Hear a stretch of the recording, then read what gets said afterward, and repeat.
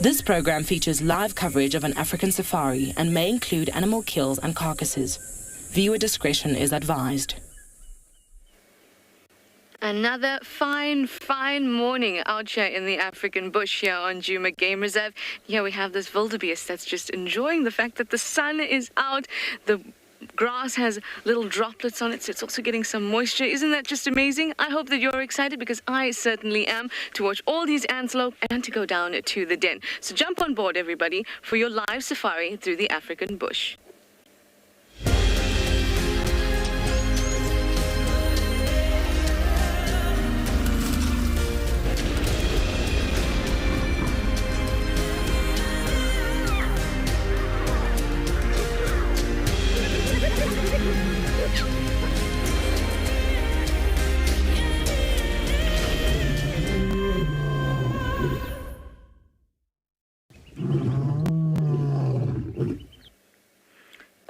Gorgeous scenery out here in quarantine. I love starting the morning out in quarantine because the sunlight is stunning, and usually there's some antelope around. That's why we've got this wildebeest. There's even some impala in the distance, and I believe there's a lion around here too, maybe even more. Hi everyone, it's me, Trishala. I have your Hyena on camera with me this morning on Djuma Game Reserve, and we are both very excited. Yes, we are very excited. It has this feel. There's this feel in the air today, and I love it. It's sort of this feel that happens just after there's big rain. So last night there was about 12 millimeters of rain here, and now it's cleared up and the sun has come out, and the bush is going to become alive again, and we're going to be right here to capture it on your live safari. Well, like I said, live for you, so won't you use that hashtag WildEarth to chat to us, ask us your questions and your comments, and you can also use @FC on the YouTube chat stream, or you can go up to our website, you can sign up, and you can use our questions and comments box. We would love to hear from you.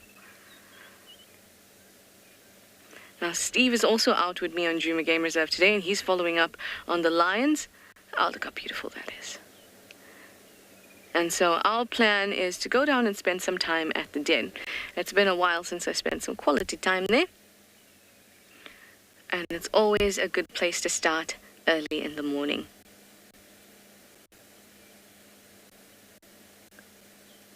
There have been some baboons alarm calling near the dam as well, so Steve's gone and followed up on that. He's hoping that he'll find the lions. There's some young impala rams there. You'll find that the youngsters will kind of coalesce. They're not very young, but they'll kind of coalesce together now as the older rams start to become territorial. Well, now all the animals have hidden behind trees, of course. So we're going to have a nice shot of the sun rising. So it's quite muggy this morning. It's about 21 degrees Celsius or 70 degrees Fahrenheit. But there's all this moisture that's still in the air. But there is no threat of rain really, because it's cleared up very nicely. I'm just going to move ahead a little bit because I can see the wildebeest having a bit of a play on the ground there.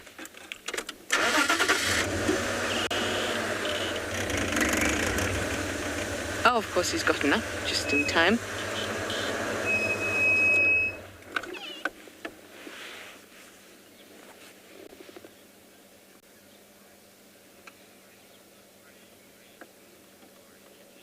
Safari Kitty, you say the bush looks so fresh and green. It really is. After the rains that we had last night, it was really heavy. The bush really looks extra green, extra lush. Well, we're busy looking at this wildebeest here, but look at all of them on the other side. There's a whole lot more just over there. Sorry, I have to spin him around. This is lovely. I'm not sure when the last time I saw so many of them was. Before, or in the rainy season, like maybe in December, when it was in thick of it. December, Jan. There were quite a few around, but a couple of them did get taken by the lions. And then we didn't see very many of them. And now we've got a whole lot. 15 of those. That's awesome. So that would just be females and maybe some young males. Sub-adult calves. Or sub-adults, not calves. Whereas the one that we saw first would have been a territorial bull.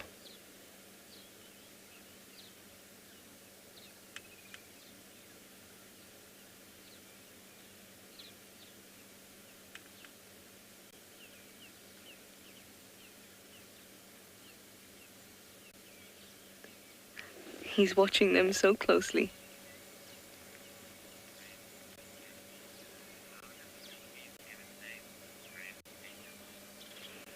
Hi, Ren. You're 8 years old. You'd like to know, how did the wildebeest get its name?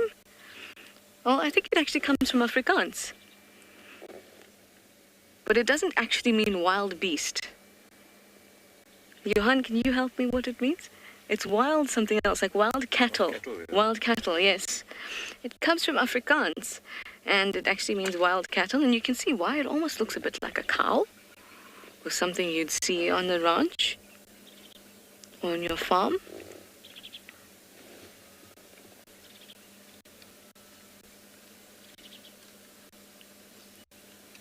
And Afrikaans is a language that's widely spoken in South Africa.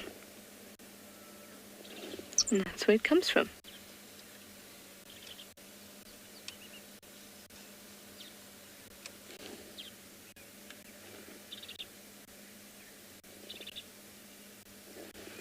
Everyone's looking fairly relaxed, I must say.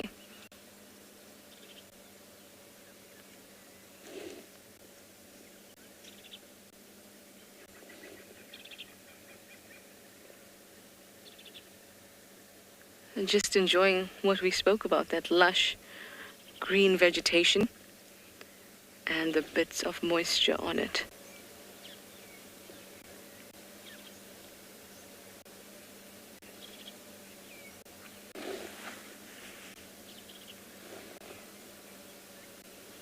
Really nice opening scenes, don't you think? I certainly think so. Well, why don't you go over and see what the opening scene looks like at Tswalu with Josh?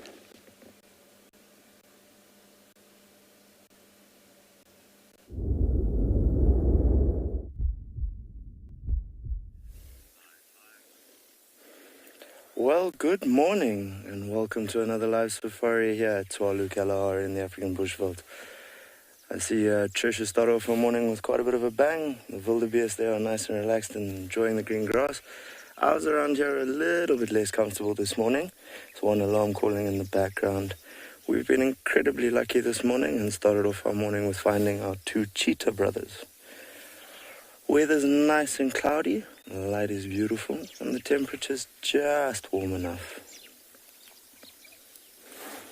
Well, good morning. My name's Josh, and behind the camera is BK, and you're watching another WildEarth safari here at Tswalu Kalahari.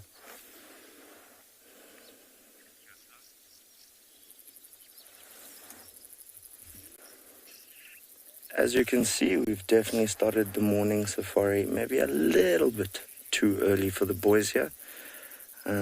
Like most predators, they like spending most of their time having a nice snooze. And by the looks of things, these guys haven't had too much success on the hunting side in the last day or two. They're looking nice and sleek, but still very much in good condition.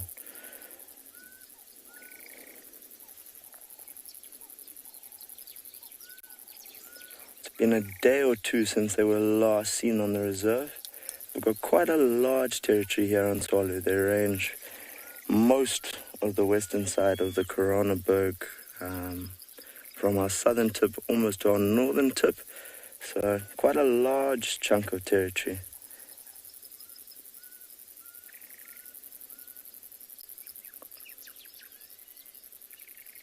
Although by the looks of things currently, I don't think they'll be roaming anywhere but in dreamland.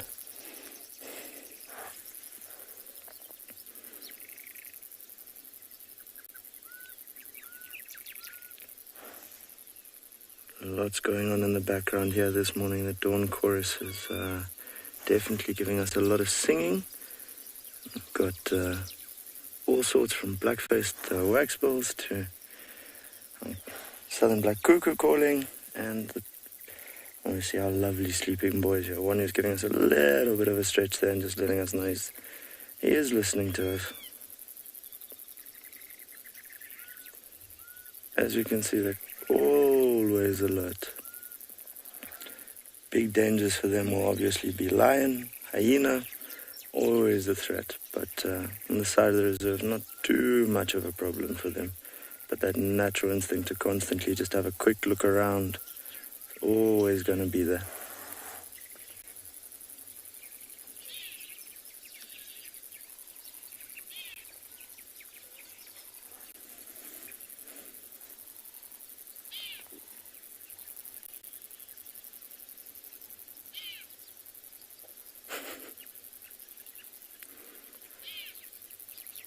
Hopefully as it gets a little bit warmer this morning.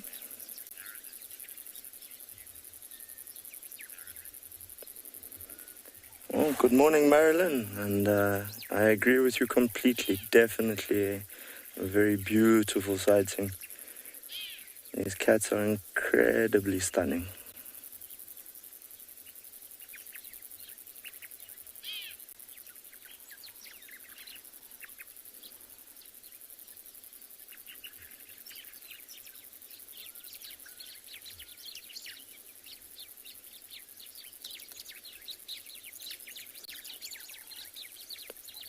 I think I'll definitely be spending quite a bit of time with the two boys this morning and seeing what they get up to.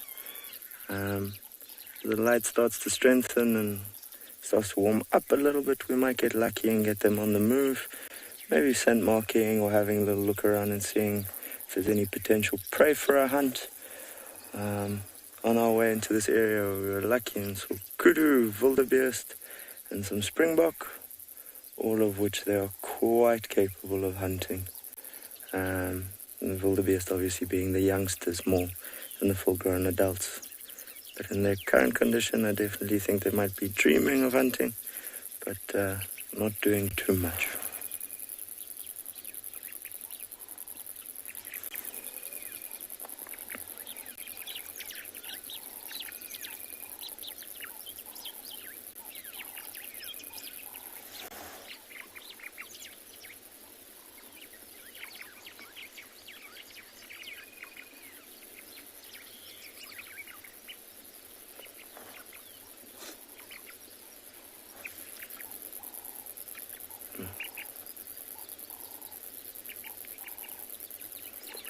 The crimson-breasted shrike singing in the background. Dawn chorus this morning is rather spectacular. Little laser gun going off.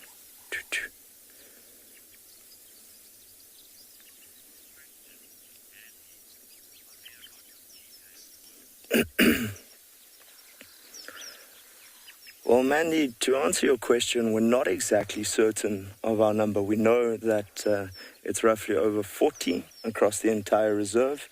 So definitely a very successful population here on Tswalu, and definitely a very healthy one. And these two boys have done their part in contributing to adding to it. We were lucky enough to see them mating not even 10 days ago. With one of our females. So yes, I'd say it's a very, very large and very healthy population of cheetah here on Tswalu. They do seem to thrive and do quite well.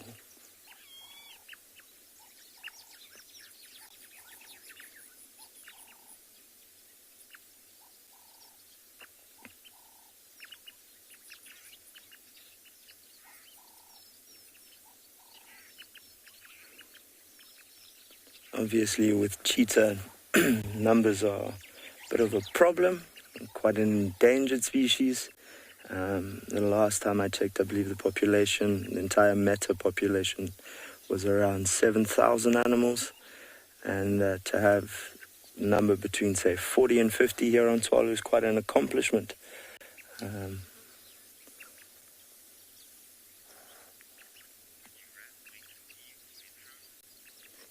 Well, folks, we're going to be spending a little bit more time here with the boys and seeing what they get up to. We'll be sending you over to Steve this morning to say good morning.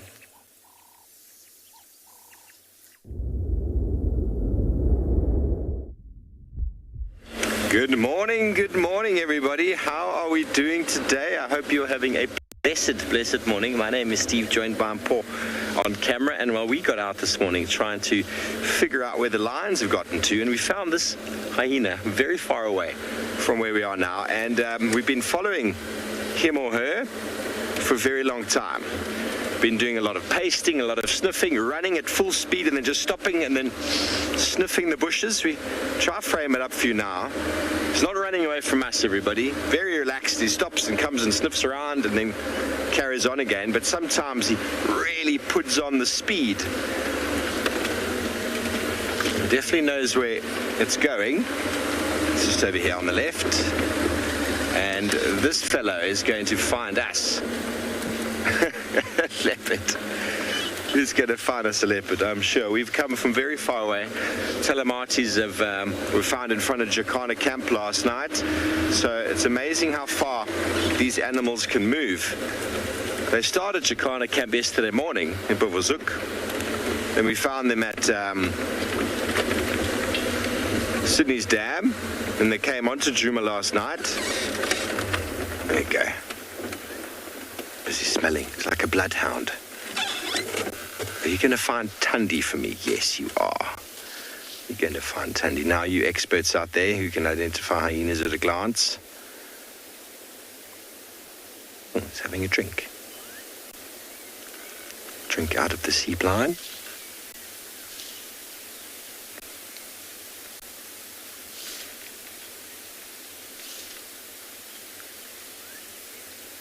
See, they're not bothered by the wet. Lions and leopard will avoid walking through a puddle like that. I actually hiss at it. I actually found this one coming towards us on the drainage line of Gary Kaplan. And we heard it sloshing as it was walking towards us. And we've been following him, her. You never know sometimes. No identity. So our plan this morning was to follow up on lions. They seem to be in the north and on the western side, so not a good area for signal. Thomas, they're your favorite to watch. They are very interesting fellows, I'm not going to lie. They're very interesting fellows, and oh, don't go off-road. You've got to go through there. There's a game path that'll take us to Central. I think it's going to Chitwa. It's walking still here. It's going to come through the gap. But I don't think we're going to be able to follow.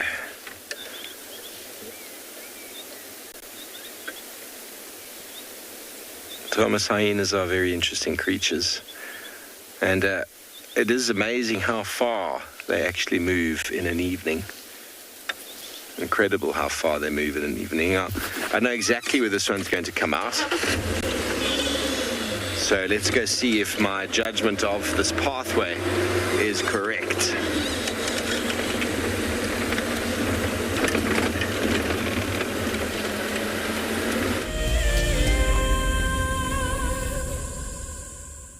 Please join me this Saturday evening for a town hall meeting. It'll be live, and it's an opportunity for me to tell you about what WildEarth is, where we're coming from, and where we're going to. And it's an opportunity for you to ask some questions, give us some feedback, and even maybe get more involved in WildEarth going forward. 7:30 this Saturday evening, wildearth.tv. It's open to all. You've just got to be registered on our website, and we'd love to see you there. For all of you WildEarth explorers who bought plaques, today is the day that you will make your very first safari on our vehicle. Because we are quite remote here in the bush, they have taken some time to arrive, but I am happy to say they are here and they look great. Marcel has spent the day attaching them. Let's take a look. Before we mount these nameplates, we just give a light dusting of green paint. This is to better match them to the color of the vehicles and also to decrease the reflectivity of the metal and thereby staying sensitive towards the animals. Bumbo crew, hopefully, Dan Black, Liesel Apgar, and Alicia George. Well, it's time for me to get ready to take you all on a safari. Let's go.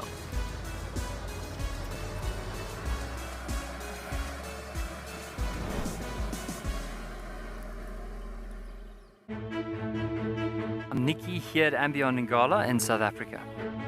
I love getting questions from viewers about all the small things within the environment and how it all is integrated with one another. If you want to ask me any questions, please simply register with the WildEarth website, head across to the Live Safari page and then post your questions there. I'm looking forward to chatting to you on my next WildEarth drive.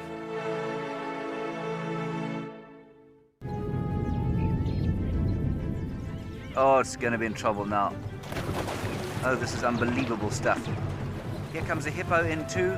Go, Impala. There's a hippo coming in. I can't believe what we're seeing here. This is what we normally see in East Africa. It's all over. Hippo leaping at the crocodile now. Everything's gone underwater. Expect the unexpected here on WildEarth daily.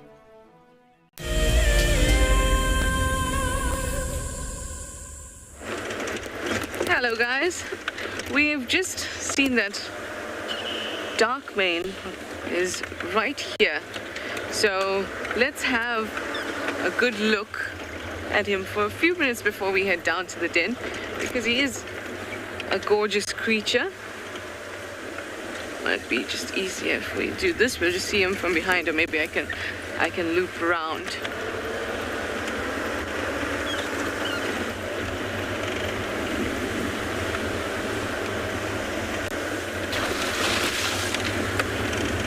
Just out in the open.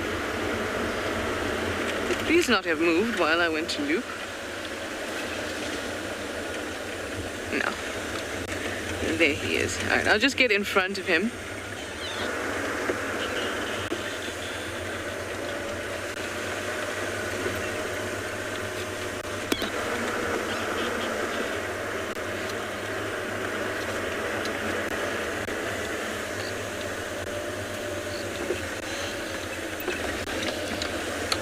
Excitement for the morning. Love the morning. Morning drive's always my favorite.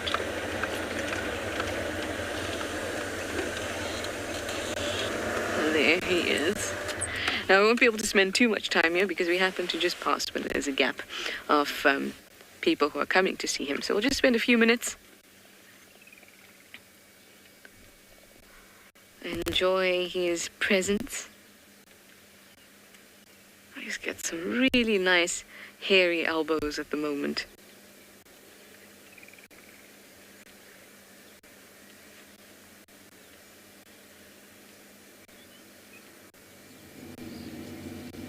Awesome. Oh, he's looking at the other vehicles coming. Let's just reverse a little bit to give them a space.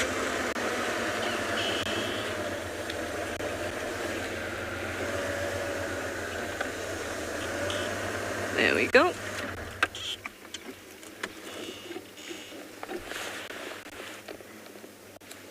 And we can just watch him for just a little bit and then we'll head down to the den because Steve will be following up on the lions too.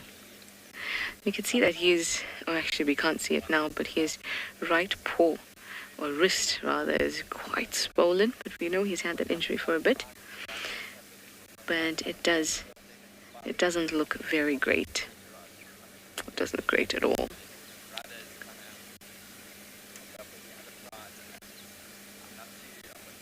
Shame.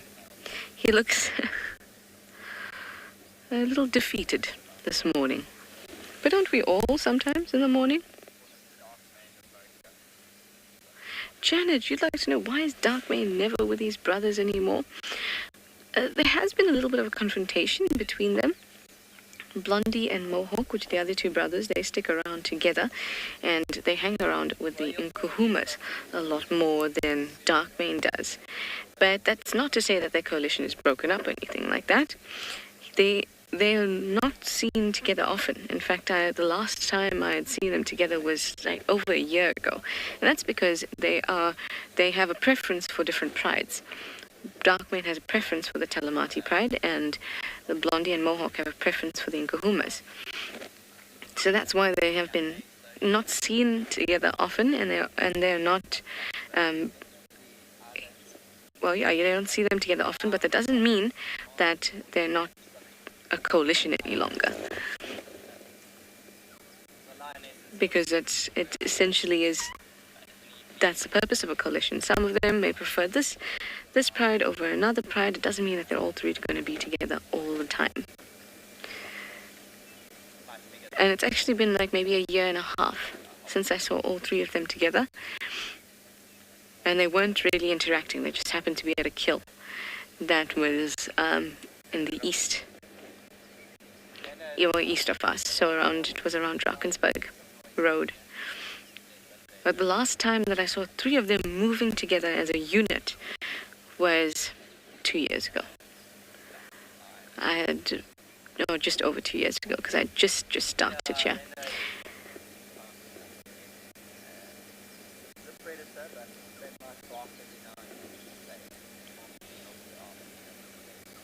And of course, just like any other collection of brothers or relatives, they do have fights. That kind of thing. Anyway, other vehicles are coming in, so this was just a little bit to get to see Darkmane. We're now going to move on to the den. I'm going to send you over to Steve. Let's see how his lion search is going.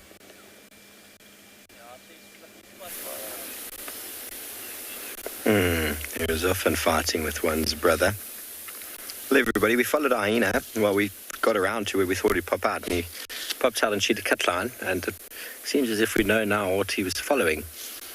The rain had washed away fresh tracks, but now all over the road are tracks of the wild dogs that headed straight down south. And you see this one. Well, which one can you see? This one. You see a beautiful back pad, beautiful toes, and they're in line with each other. Lots of them, 1, 2, 3. They actually came here and they played around. They probably even attacked something. They might have caught something right here. All of this digging. It's a very fast moving feet, scratching feet. They might have actually just been attacking each other, playing with each other, went back again, and then they went in, and the hyenas moving through this area here, smelling. Very likely that they maybe killed something small. And then just a little bit further up, they've all gone back on the road and straight back south again. So amazing how we were following that hyena on the road. We had no tracks, and he was just running with his nose, knowing exactly that he's going to catch up with something. And the dogs probably stopped somewhere in the block here where he went in. And these tracks are from after the rain. It rained at about 4 o'clock or so. It really came down last night. So you can see the coloration of these tracks is very fresh, where it's disturbed the wet soil. And then early this morning, these dogs went straight down. So there he goes. He's in the road again, right on the tracks. So he's not looking at them like we do, the visuality, the visualness of the track. He's following this odor. I find that incredible. Even after the rain, he's able to follow them. So pretty much where we picked him up, the wild dogs had gone to the north into Buffelshoek last night. So it's very likely that they'd come south again, or obviously it seems like they had done. And he was obviously following that trail of scent. The dogs did go south into Little Gowrie. You see how he's picked up on the trail. You know, when you start getting really good tracks like when we do, when we're on the road like this, you can see the tracks. What do? We speed up a bit because we know we've got to catch up. He knows he's got to catch up. He knows the dogs are being a bit active at this time of day. So he wants to catch up and steal some food. 9 of them were seen. I was looking at the tracks now. I could only discern 6, but it doesn't mean that they aren't all there. See, every now and again he feels like he might lose the scent. He goes to have a reapplication.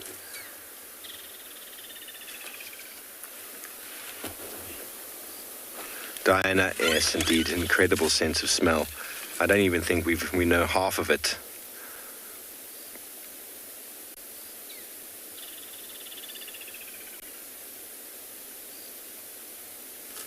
Sense of smell is not just for finding food, it's also enormously important for communication. This fellow has pasted at least twice at 2 different locations, areas that are territory for him and his clan. And the pasting is something that they do after rain as well, to re-establish sort of territory. Oh, see how he's just bolted again. It's as if he picks up on the scent of something. He's like, this way. And it's quite incredible at the speed at which a hyena can move. And now he's like, hang on, I think I've lost it again. I'm a bloodhound.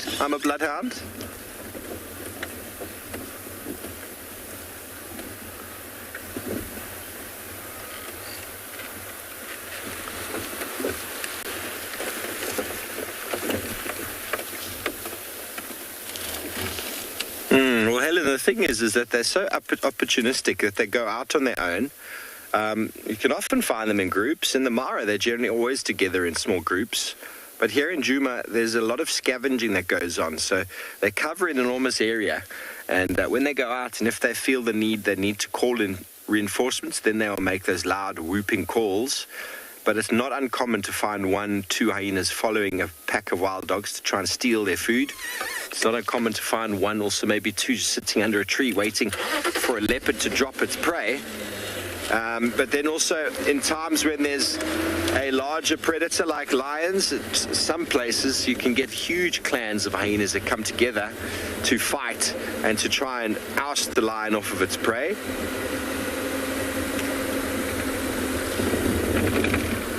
But when they hunt, hyenas are very effective hunters as a unit. In the Mara, Jamie Patterson, who used to work here, she got some incredible hunting from the hyenas that side. Very cooperative, large clans, much larger than here. Anywhere from the region of 70 to, in the Mara itself, 120. In the Talik clan, I think it was called.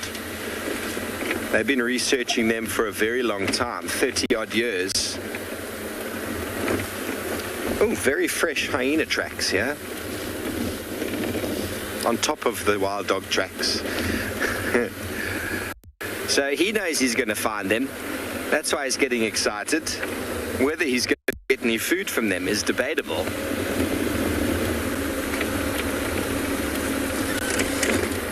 Okay, lost the smell again. One more time for the smell. Am I smelling wild dog? Or am I smelling a leopard or even a cheetah? Let's go ask Josh what a cheetah smells like.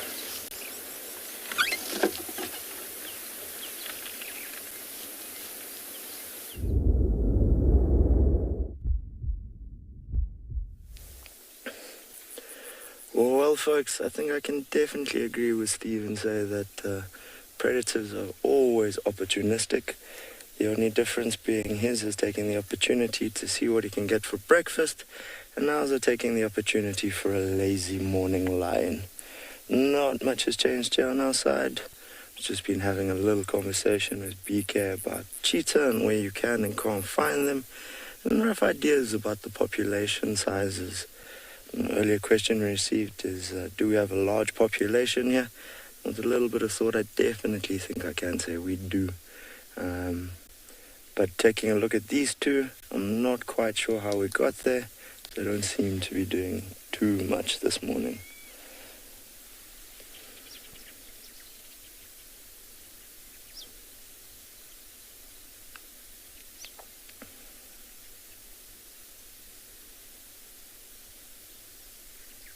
And the head goes down again.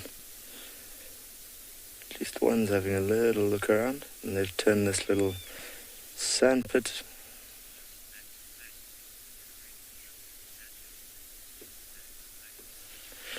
Well, just Max Planck, I definitely can't disagree with you there. The red soil of the Kalahari is always a magic thing. And it's painted the shoulders of that male cheetah quite nicely. They've turned the sand pit into a most comfortable bed for the morning. There's a very good chance they've been here for most of the night as well. We were in this area last night and didn't see them, so we definitely know they came into this area after us.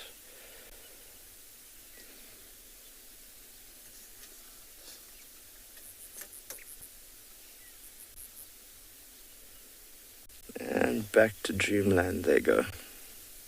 Like most predators, these guys will spend a lot of time resting. Obviously, it's a little bit of work to repair reclaim their energy.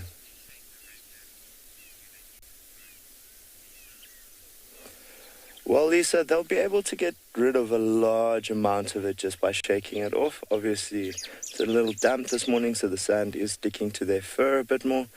But the last few pieces they might have to groom. They do groom each other. It's one of the ways they maintain quite a strong social bond. So hopefully that'll get rid of all of the sand if they miss any pieces they can't get to themselves.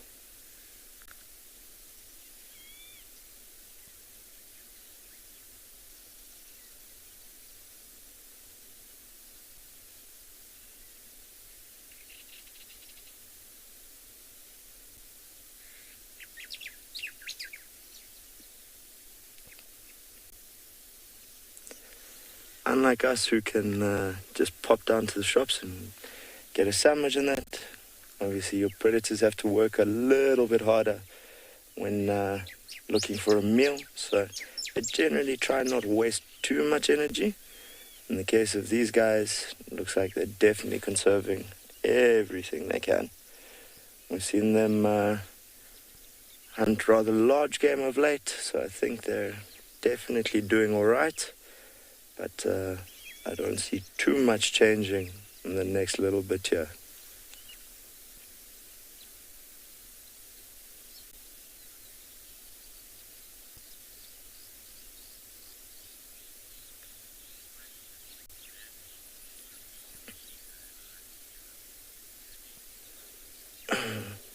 Well, Mandy, they can.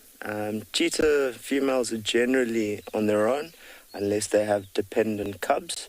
So what you might find is a mother hunting with her daughter in the last stages before that daughter goes off on her own. So as much as males will form coalitions of related individuals, females are generally solitary unless with their cubs. So if you're going to see two females hunting together, it'll either be two sisters who have just left their mother and haven't yet gone off on their own, or it'll be their mother and her daughters. But in general, no, your females are solitary.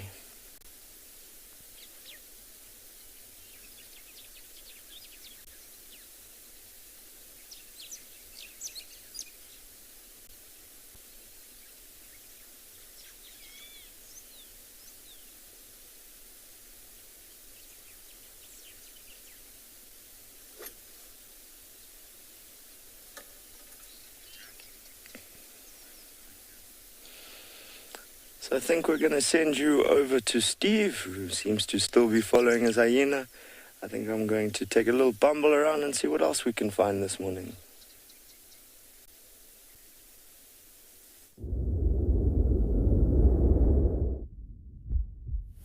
Thanks, Josh. Well, we're still with our hyena. He's now eating. I don't know what he's eating. But it's quite funny. It walks. It finds an area where the dog's clearly milled around. It does a little bit of a loop backwards and forwards, and then it takes off at top speed in the general direction that the dog's carried on going. And I'm only seeing that by the tracks, but you see where the dogs sort of mill about a bit. It slows him down, and then off again at top speed. It's quite incredible to see how quickly they can move. What are you eating? Let's go have a look. No, finished eating. Now this fast lope they can do for a long distance.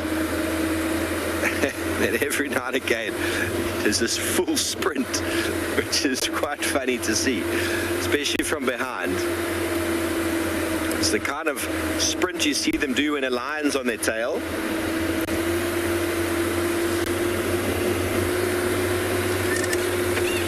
It's going straight to Chitwa.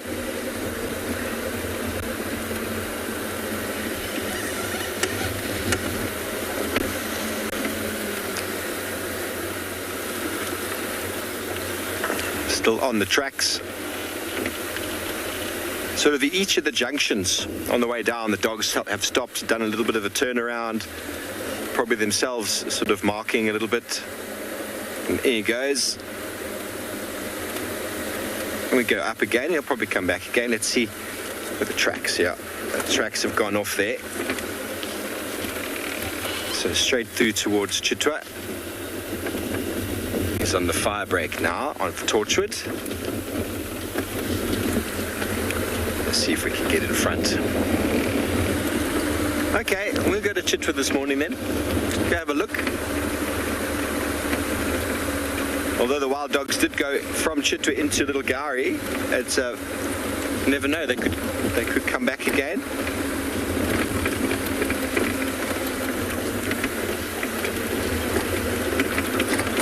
So that whole opportunistic sort of nature is him moving on his own, is to pick up on scraps, you know, like pick up on anything the wild dogs left behind, and they're not able to consume the entire carcass. So the hyenas know that they will get something from a wild dog kill. A few bones, skull, necessary bone marrow.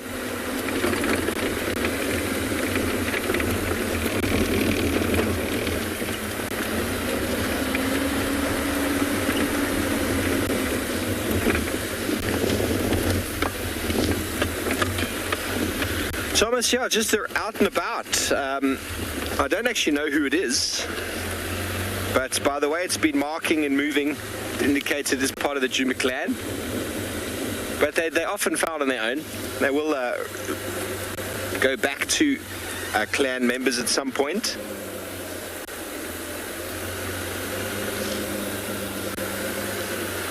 Let's see if we can find these wild dog tracks. I think he was going to come down this fire break. Ooh.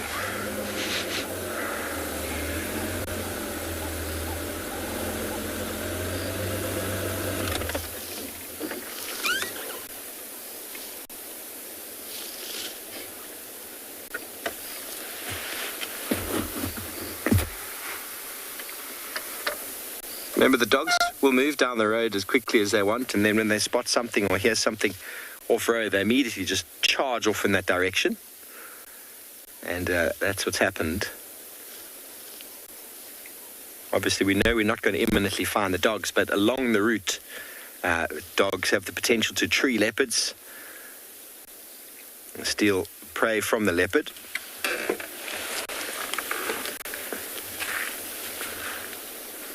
There we go. Here's the tracks of the dogs on the main road heading back again. So they came along through Torchwood there and then hit this road. There we go. Right in front. He should walk towards us because the dog tracks are coming this way. So let's see. He's going to figure them out. Let's have a look. He's like, okay, which way did you go? Let's have a little meander. And they've come this way. At least one has. Okay. He's got to figure it out first. Once they mill about, the smell lingers. You know, he's not looking at a direction. Not looking at a direction. You can't tell the direction from the tracks. It's all about the residual smell. So they all came out here. And there were another hunt took place here, I would guess. All over. Dogs head through there. Don't forget, everybody, we are live and interactive. Okay, so the dogs went two directions here. They came down, they probably ran and hunted. And then after they finished, they headed that way. But he's not sure which one. Here we go. He's going to go in. Ah, Sutu. Okay, thanks, Chris Rogue. Sutu going into Chitwa. And we shall do the same.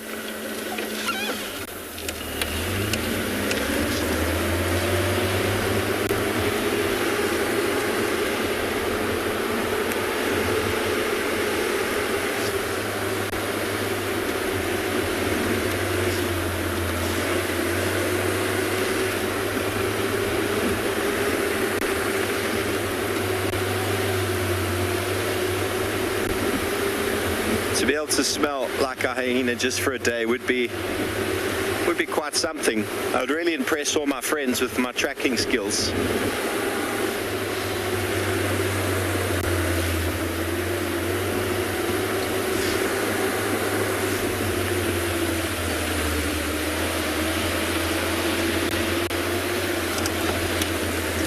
Okay, dogs came back.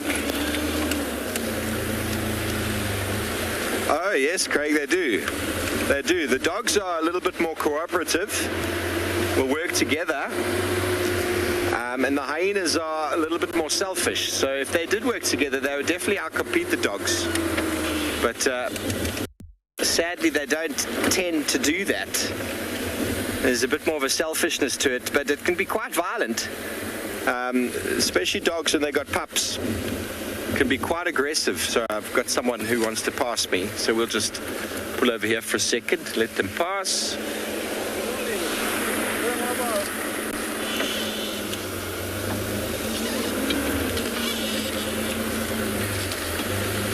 So the dogs will be very, very aggressive towards a hyena that's encroaching too closely to them.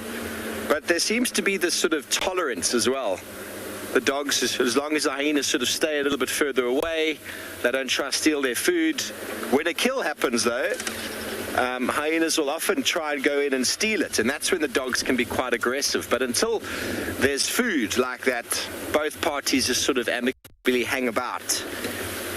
Hyenas just keeping at the back, hoping to get a scrap. Okay, so that vehicle's gone down that way. They'll be able to call us in if they find anything. They'll just go.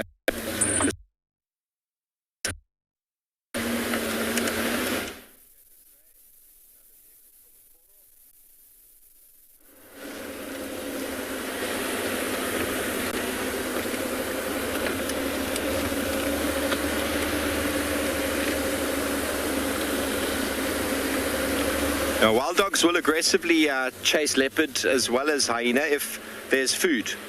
If there's no food, hyena and the wild dog sort of just seem to coexist quite well. There he is. Sutu.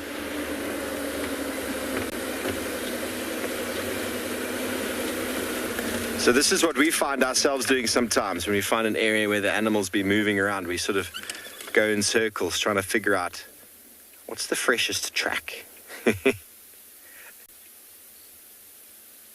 But maybe also gets to a point where he's like, ooh, I can smell a leopard now.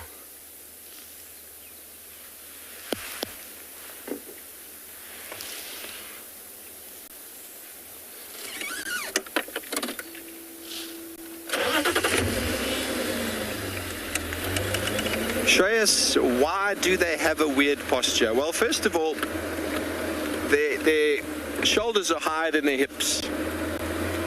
Now, that facilitates their ability to carry pretty heavy prey. A leopard is hips and shoulders, and lion hips and shoulders are the same height. That allows them to walk with stealth. A hyena is able to pick up prey animal, sort of if you think like a crane. A crane has got an elevation at the front and the back is quite stable. That's able to pick something up with leverage. So that spine like that enables them to pick something up, and then they're able to run at pretty much full speed with that prey animal. But then if you also look at animals like wildebeest, hartebeest, animals that can walk and travel quite large distances, they've got that same posture. And that enables them to sort of travel long distance. It's got something to do with just the hind legs and how they interact with the shape of the body. And hyenas, as we know, are marathon runners. They can go very long distance. But the reason why their left and right legs move at such strange angles, I couldn't tell you. It's just got to do with the way that the body's designed. Like both left and right leg will move at the same time. Sorry, both right legs will move, then both left legs. Sort of similar to a giraffe. Why that is, I don't know. I really don't know.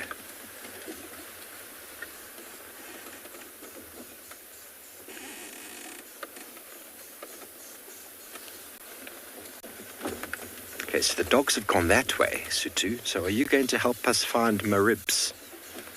Yes. He's going to find my ribs for us. I would like that.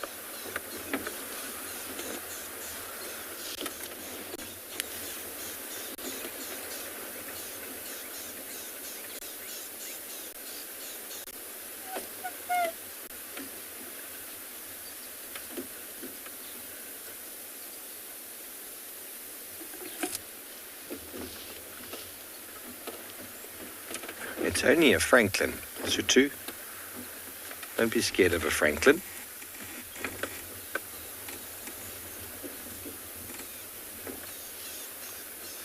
Okay, we're going to carry around... Oh, it's actually guinea fowl. We're going to carry around this block, see if it comes out again, and see if we can find one of our spotted little friends.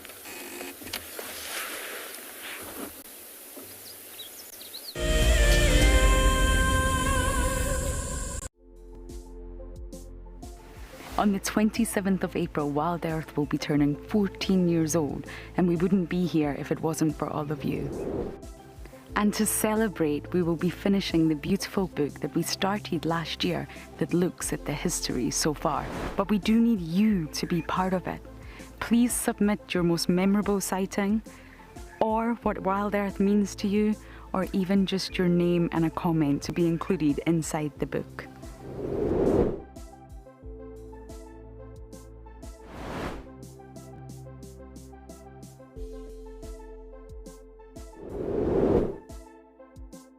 Head over to the website to add your name and reserve your copy.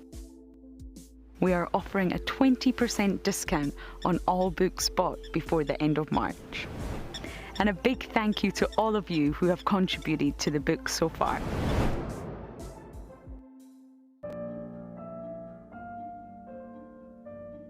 With a slew of potential dangers lurking, it's essential to be aware of your surroundings whilst walking in the wilderness. 20 yards away from one of the most endangered species. This is a big bull. What a moment, what a close encounter with an Ellie bull. He's just over here now. He's moved completely away. Being on a bushwalk and seeing a leopard, I mean, it's ridiculous to be this close to a leopard on foot and for him not to run is absolutely insane. How crazy was that? Through the gap there is just the back of the head of a male lion. He is absolutely unaware that we are here right now. I tell you, seeing lions on foot, it definitely brings out the caveman in you, this little scared human being. My name is Ross, and I'm a field guide at andBeyond Phinda Private Game Reserve. I love getting questions from guests on WildEarth because I love sharing and learning information about nature with new people, and it also makes me feel like you're all joining me in real life. If you want to ask a question on WildEarth, then you need to register on our website. Once registered, go to our live safari page and submit your question below our live feed.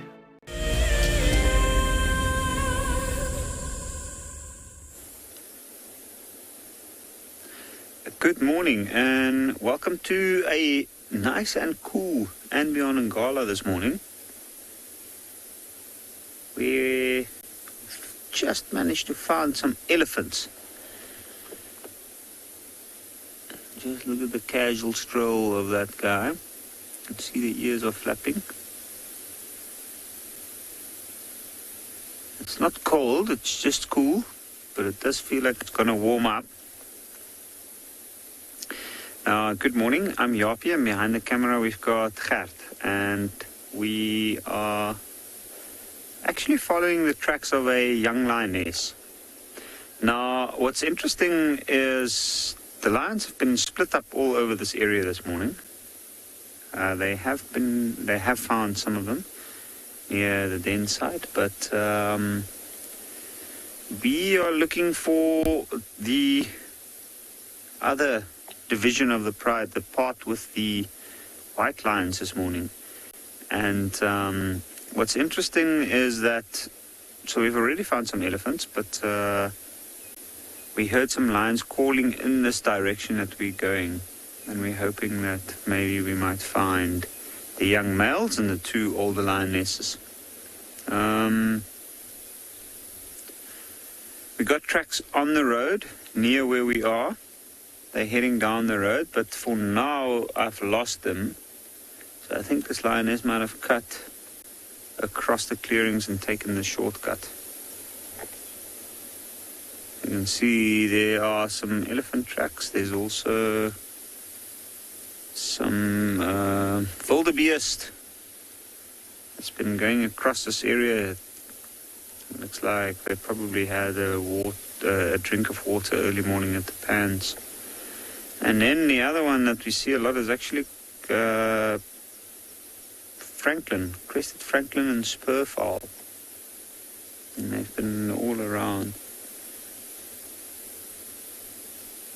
And I'm hearing some southern ground hornbills. I'm also hearing some Burchell's kukels calling, which is quite characteristic of the morning if I trained.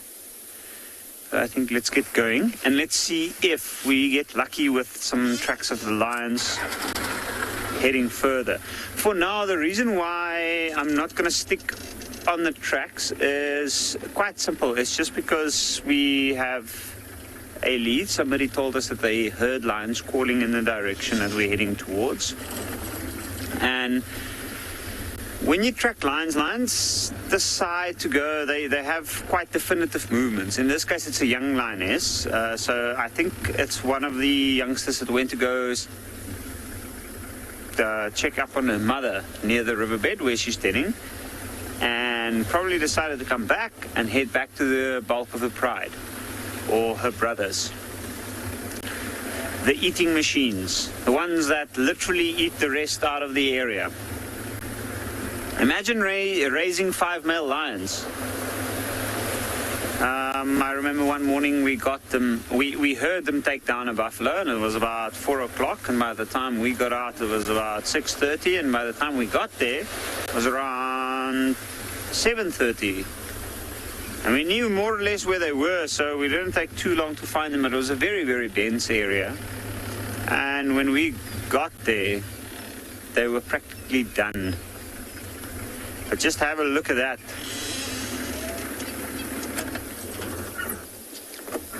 And that is one of the best things about this particular area, is the fact that you get to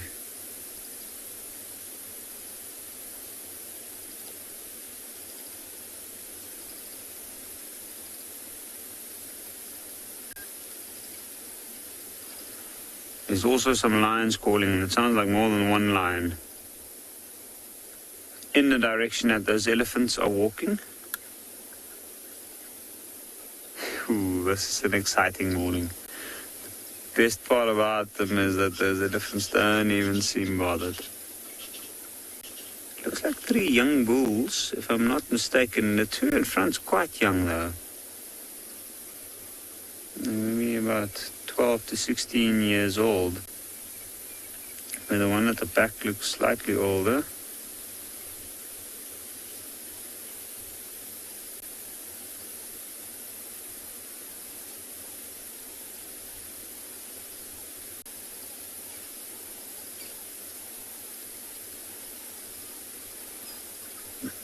From what I could see back there, it looked like they had a mud bath, and now they're moving to feed. Well, you can see the one elephant's trunk is twisting and turning, so he's also got the scent of something else. I'm not sure. There's a very good chance that there's a herd that's gone through this area.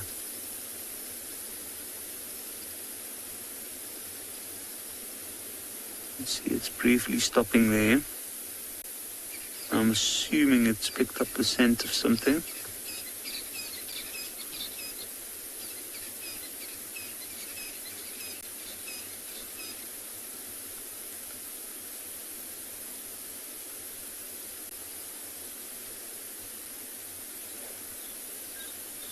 Jerome, I highly doubt that these elephants are family members. I think that's an older elephant that does its own thing, and these 2 young ones are probably not completely detached from the herd. They're probably not following too far. They're just adventurous and at that age, and They've probably linked up with this guy somehow along the way.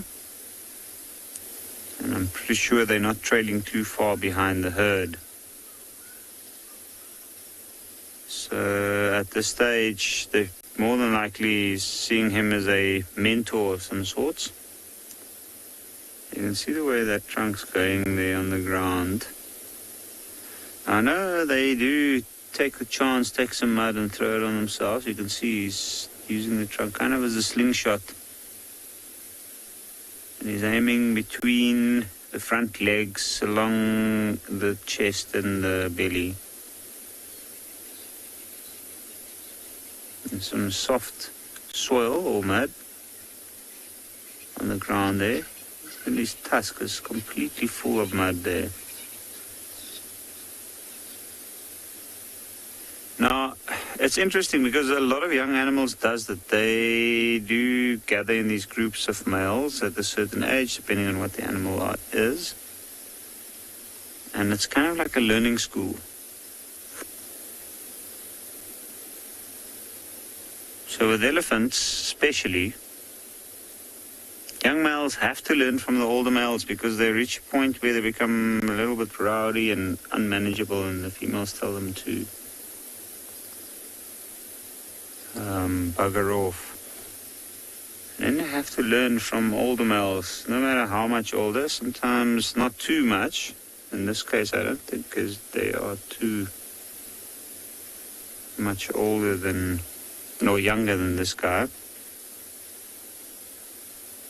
Elephants have a interesting growth pattern. They reach about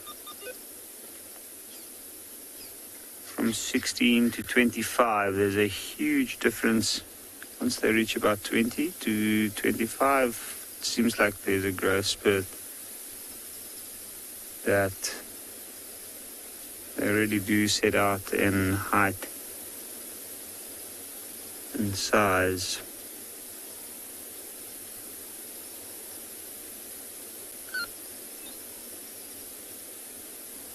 What's amazing though is how they decide when to stop, when to do what they do.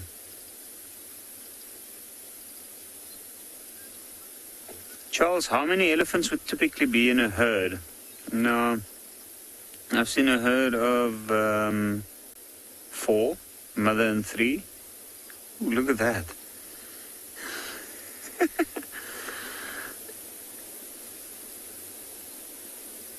That is amazing.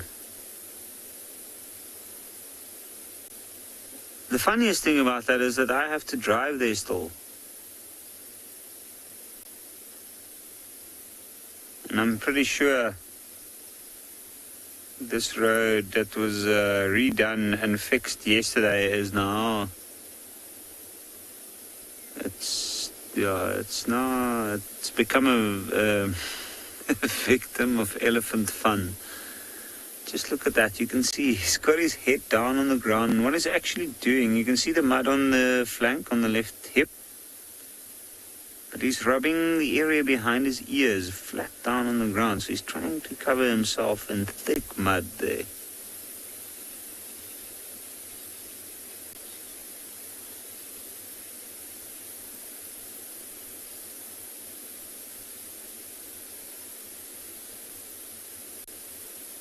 Just look at that patches of mud, those clumps of mud on the tusks there. It's amazing. He's actually, you can see the concentration within that elephant trying to rub himself to the point where the mud sticks in between the creases in the skin.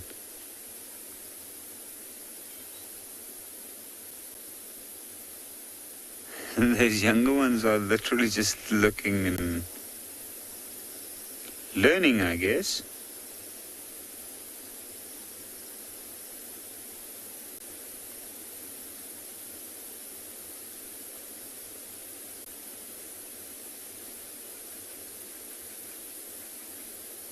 They are amazing creatures.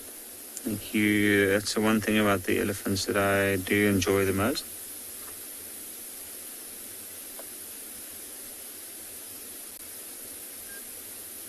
If I got the name correct, Miss Little Piggy. Would elephants avoid lions or just scare them off? It depends on the situation. It also depends on the elephant and also the lion.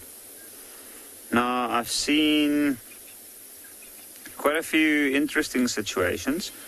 If it's big bull elephants, they'll come over, they'll chase lions off. But then I've also seen some very grumpy male lions which didn't want to tolerate the elephants and would go at them, and then the elephants would eventually break character or nerve and they'd run away.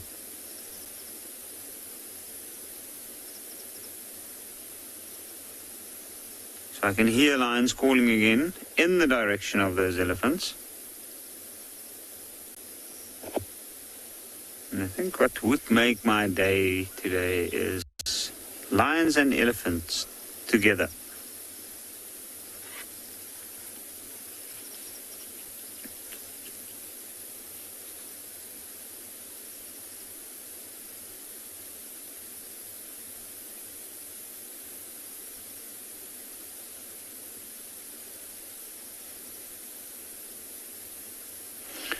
Alyssa, you raise an interesting point.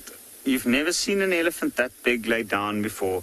I do think this elephant, from the distance that he's at, and initially I think I aged him a little bit younger than he might be. From here it's difficult to say, but I'd say this elephant is at least 20 years old, maybe 20 to 25. And it is not a common sight to see large elephants like this lay down. They do occasionally. There's one thing I learned about elephants. It's the fact that they do funny things. And what I've noticed a lot lately is when they get to the riverbed and the banks on certain areas where the soil's quite soft, if it's a good patch, the animals will most definitely try and cover themselves with the mud there. If it's a patch that they don't eat the mud. And that's also another thing they do. Sometimes they'll gather clumps full of soil and they'll try and ingest it, and the reason for that is just because of the minerals in it. You can see this elephant, look at him scratching his ears all over his face. So he's actually trying to take some of that mud and rub it around the creases over the face. He's in a peculiar mood. Just look at the way he's knotted his trunk over his tusks there. That is quite odd.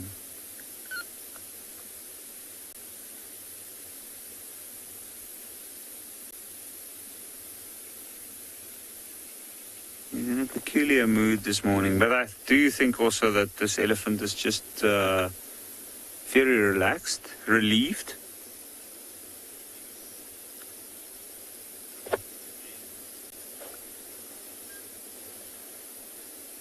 Indigo girl, the width of that trunk is definitely amazing.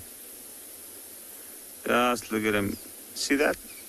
It was a half-hearted attempt of taking some mud, throwing it over himself. But also a scratch on top of the head.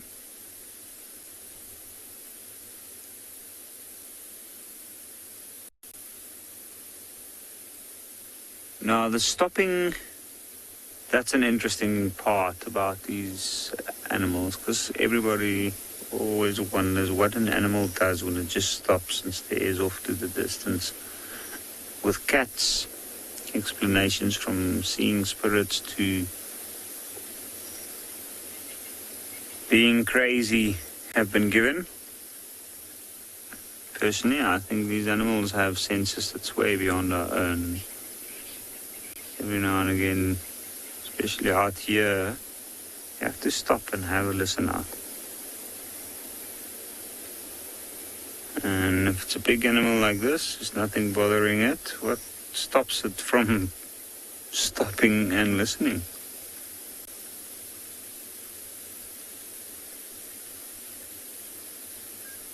But while this elephant is cooling itself down and preparing for a long day under the clouds, I think what we do is we might move or continue in the direction to go and see if we can find those lions calling.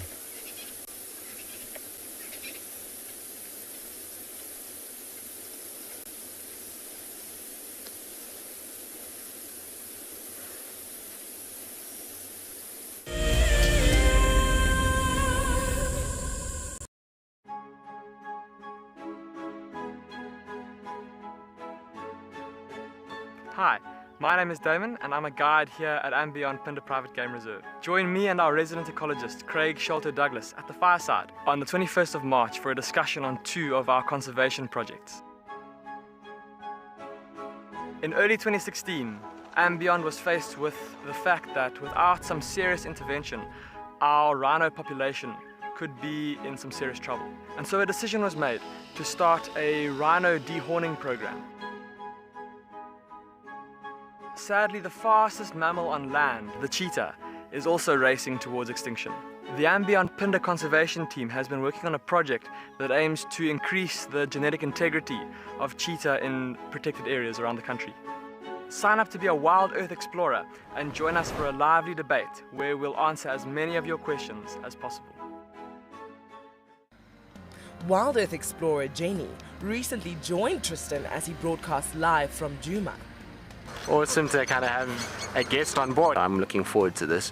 This is Jenny. Hi everyone. And Jenny is the first of our Ticket to Dream holders. If you want to go on safari with a WildEarth guide, whilst honing your bush knowledge and of course featuring in one of our shows, then head over to our website. Literally being with Tristan on the vehicle today has been incredible. It has truly been a dream come true. Sign up to be a WildEarth explorer and you could be making your first ever on-screen appearance. I would highly recommend being a part of the Explorer program and being able to be a part of an interactive live drive.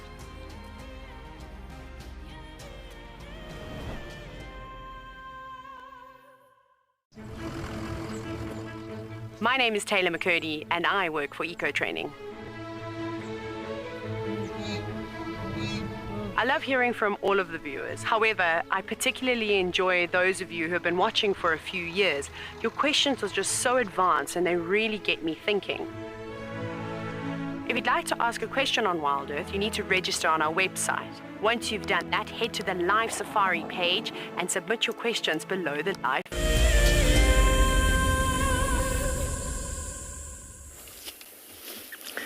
Welcome to Chitto, everybody. Well, we followed Sutu, who I apologize. There's a female hyena.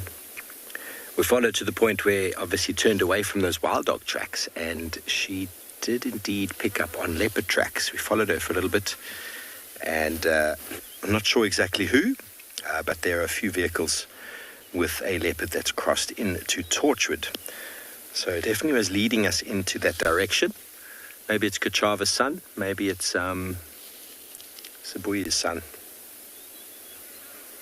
We're not sure, but we've moved out and we've come down to have a nice parking, relaxing session here with a monitor lizard here at Chitwa Dam. This fellow, this water monitor, just came out of the puddle above his head to come and charge the solar panels for the day.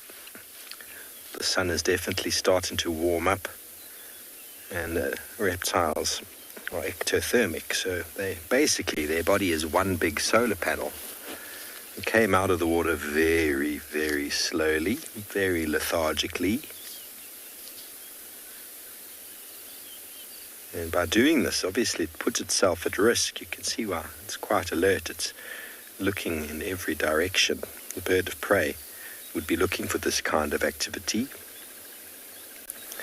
So it's alert, and its front feet are prepped to cannon it off in a direction, and it would go straight into that puddle where it would find a relative safety for a moment. Decent size specimen.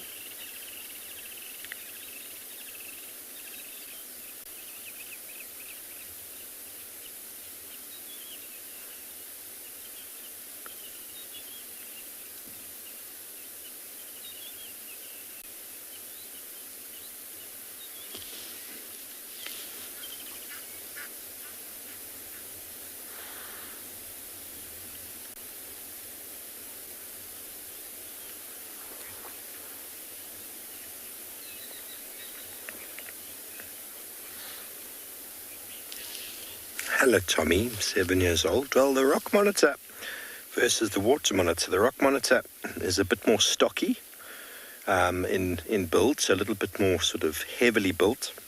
The nose is not as sharp, it's a bit more stunted, and it doesn't have those sort of nice yellow patterns on the body. The monitor lizard, water monitor, can actually get longer than the rock monitor, although you often see very big rock monitors, so you think they are bigger.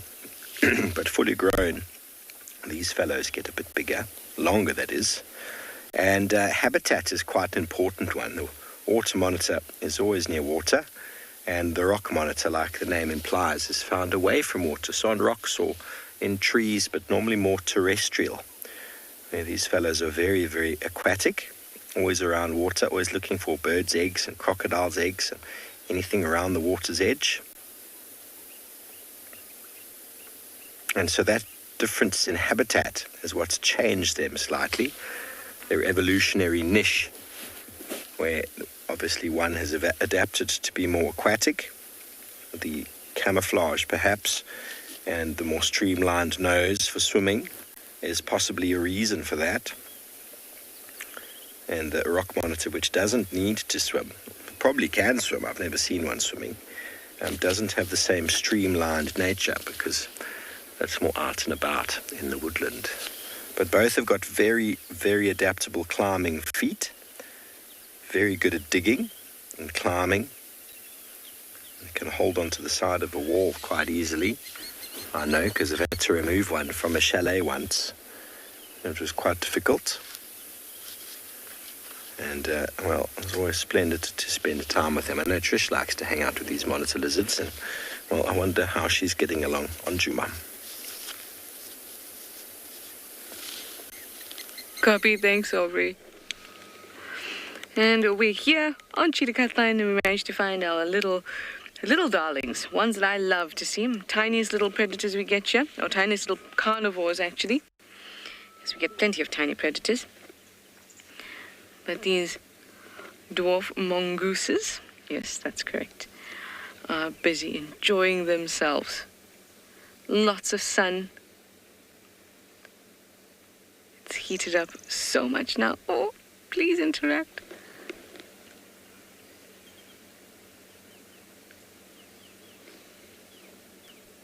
Oh, they're so dainty, but also so fierce at the same time. And that's what I love about them. Small, but they can pack a real punch. Can you hear there's a grey-headed bushshrike in the background? Of course it stops, but if you'll hear it, quite a haunting sound.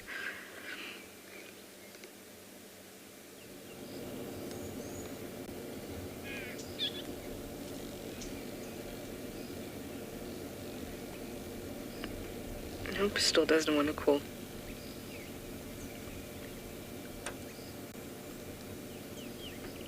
Now I've managed to see when we just arrived, about 20 of them were basking in the road. And then they've all moved off, or pretty much all moved off to forage. Just another one in the distance there. There we go, just moved across the road. I've been seeing lots of youngsters. Quite young. Look at that. So at about 10 weeks they start foraging with the rest of the business. They'll finally be included into the family business in about 10 weeks, shall we say. So some of the ones that we're seeing are probably around that age, say 10 to 15 weeks, because they're still significantly smaller than the adults.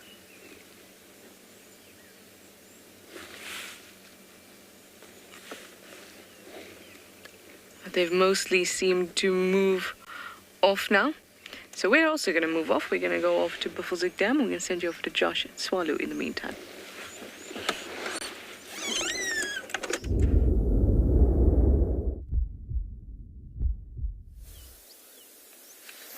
Well, folks, I hope you enjoyed spending a little bit of time with Africa's smallest carnivore, the dwarf mongoose. We've just managed to stumble on 2 male ostrich here on Tswalu, and these two would be a perfect snack for the two boys we left earlier. So our cheetah males are quite partial to ostrich as a prey item. I wouldn't say it's necessarily an easy prey item, but they are one the boys do like. The reason I can say these two are male is they are dark black, whereas your females are more of a dirty grey-brown color. Obviously our heaviest living land bird, males can weigh up to 70 kilos. So at the moment these guys will be getting rather nice and round as he goes behind the bush there. Because they are obviously herbivores, they eat mostly seeds and that, though they will also swallow any shiny objects that they can find. Seems like they're deciding to hide behind the bushes away from us. Little odd brief glimpse popping in and out there. Little sociable weaver joining the party.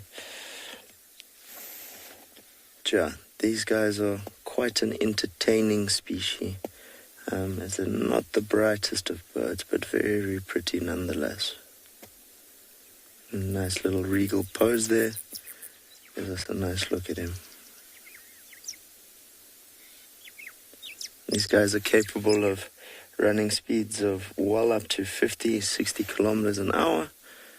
So definitely going to let those two cheetah brothers work hard if they do decide to try and find them. I wonder what he's having a look at there.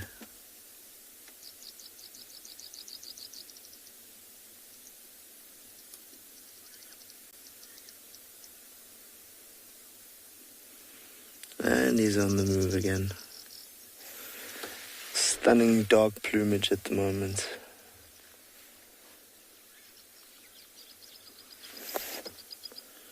Oh, little white-browed sparrowweaver nest. And our ostrich is hiding down the other side there. We're going to move a little bit and see if we can't get another look at them. And hope you enjoyed the Tswalu scenery.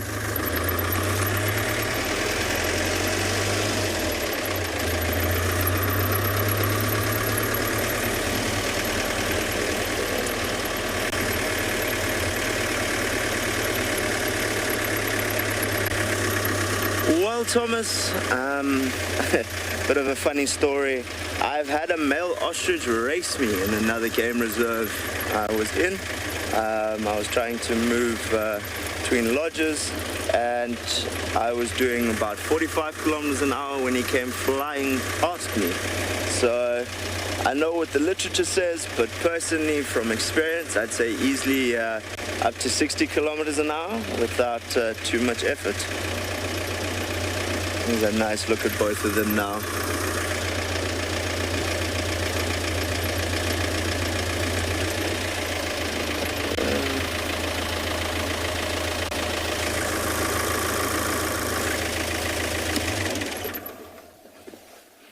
Here's a good look at both of them.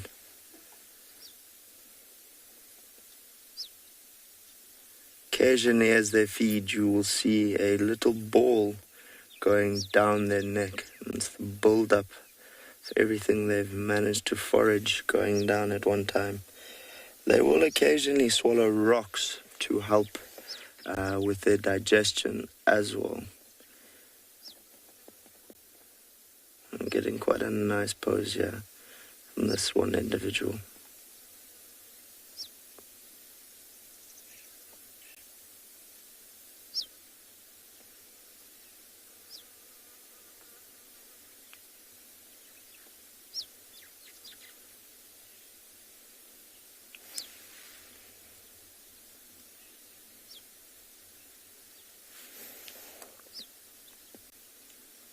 They're definitely on the move somewhere. I'm glad you all love ostriches, so do I. It's quite a interesting bird, I must say. An odd one, but interesting nonetheless. There's been a lot of males fighting lately around Tswalu. The females, obviously all the males competing for the ladies' attention. we're going to move along a little bit and see if we can't keep up with these two fine males.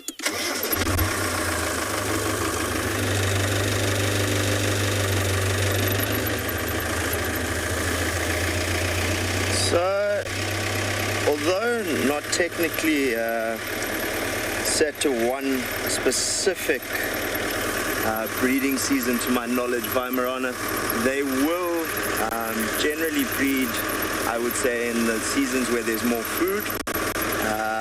Oh, here we're getting some running going on. Let's see if we can't give you folks a bit of a look there.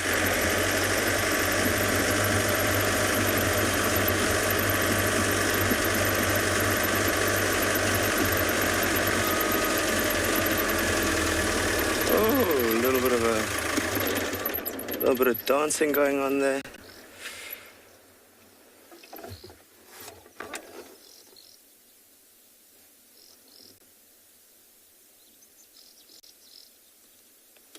Now they've stopped. So back to your question, Weimaraner, my apologies there. Although I'm not certain as to the exact time of year these birds will breed, I would take a guess that it is generally in the parts of the year where there's a lot more food. I do know when these males come into that breeding season, front of their legs will become incredibly pink, as well as their feathers become almost more shiny. Obviously, this is just a way of them trying to attract attention. And what you'll find there is they do share the work, with females primarily sitting on the nest for half the day and the males the other half. And as these boys go behind over the dune crest, we're going to be sending you over to Steve, who's enjoying a nice view of a waterhole.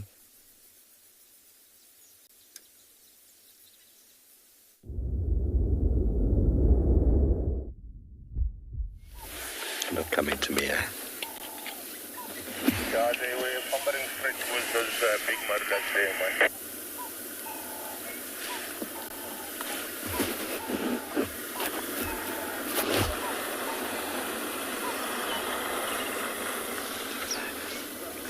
Hello everybody, welcome back to Chitwa.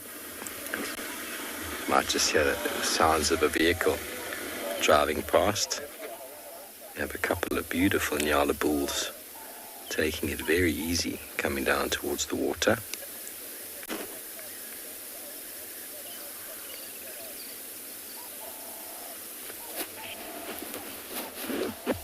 It's always a blessing to just sit at a watering hole and just wait. Never know what might materialize.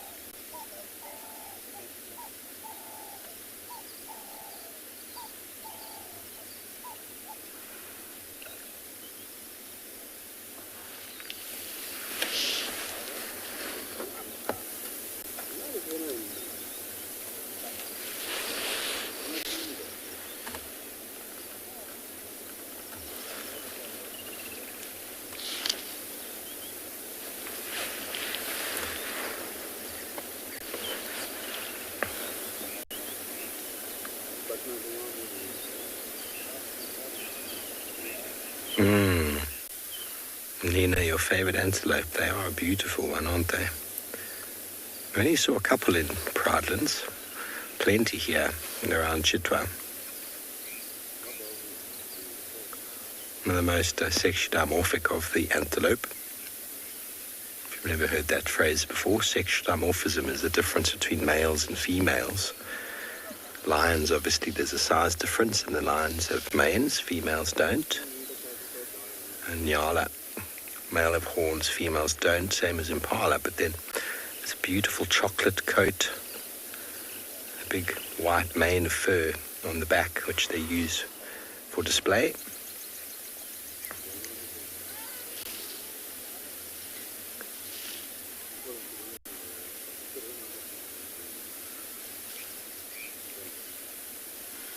Their beautiful yellow socks remnant of their earlier childhood.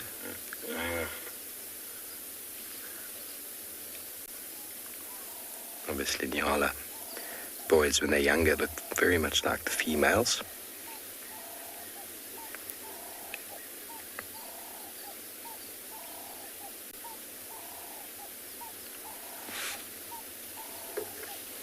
And unfortunately they're going behind the car.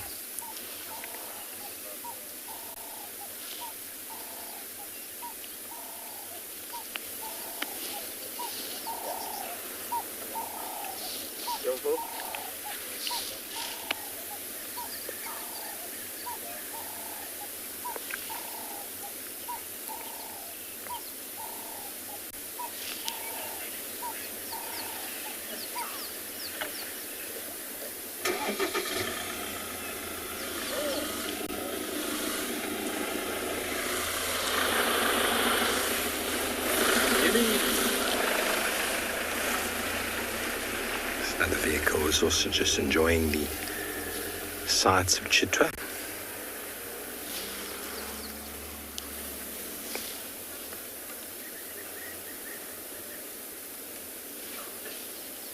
Resident family of hippos.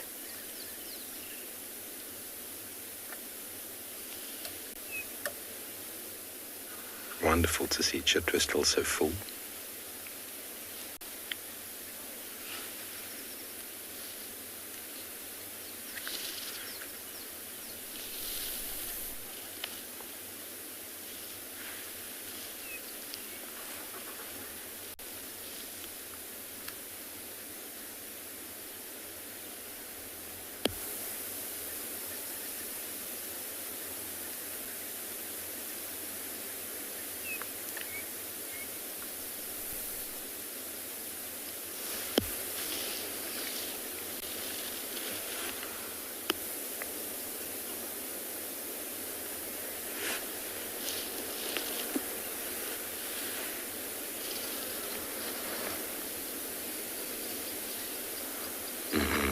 Very tranquil, everybody. Bodies of water have the ability to soothe, relax.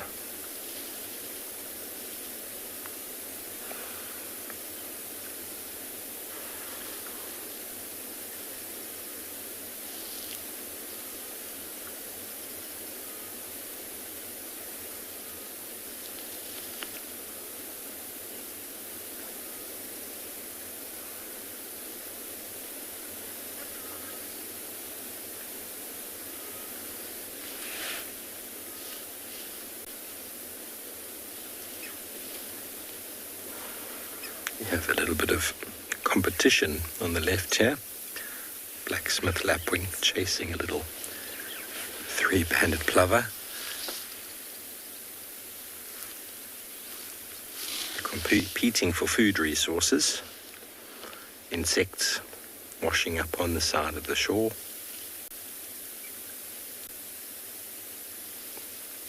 You see the blacksmith lapwing is much bigger.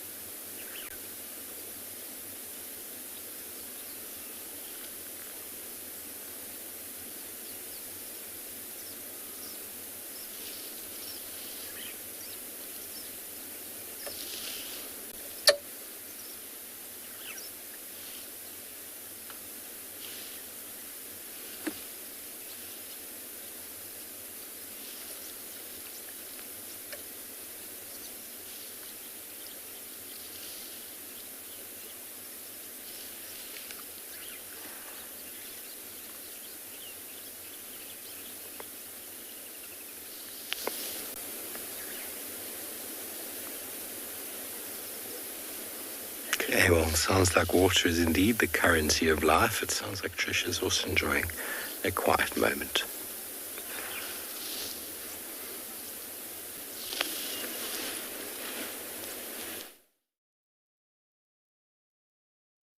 Are made up of water.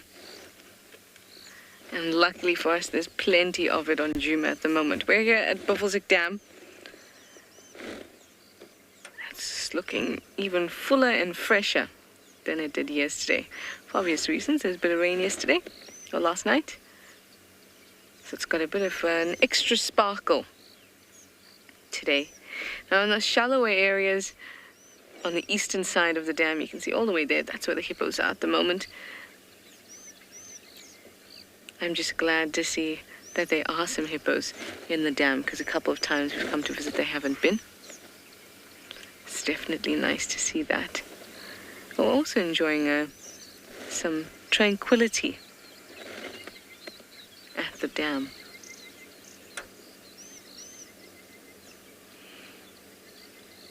The air has this kind of fresh smell that comes after the sun appears and warms up the ground, while after it's been wet and moist. It's kind of fresh, almost cut grass kind of smell.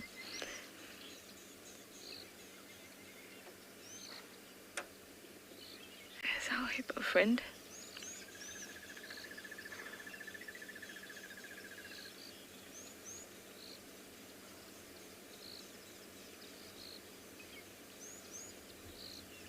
I like how they're in the glistening section there, so when they exhale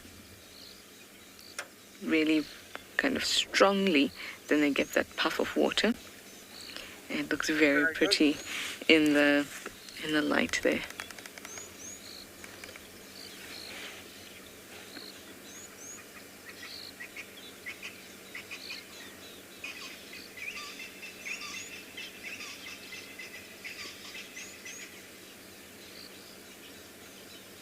Isn't it magical?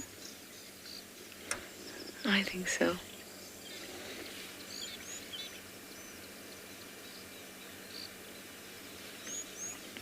Lucy, you'd like to know what happens to the nostrils of the hippo when they go underwater, because obviously they can't take their hand and cover their nostrils, but their nostrils pinch closed. So you'll find that their nostrils are sort of oval shaped. So imagine if it were a circle, and then you cut down the middle of a circle so that it can easily open and close. And that's how their nostrils are designed.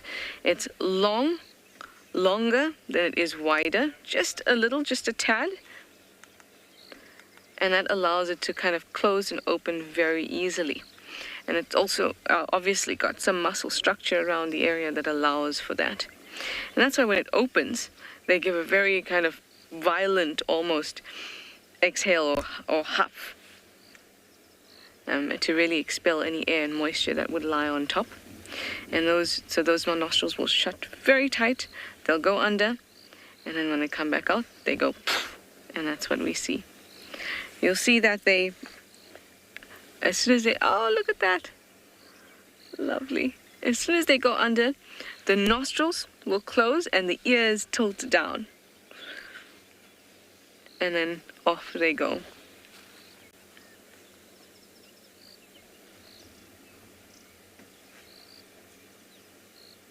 Like that.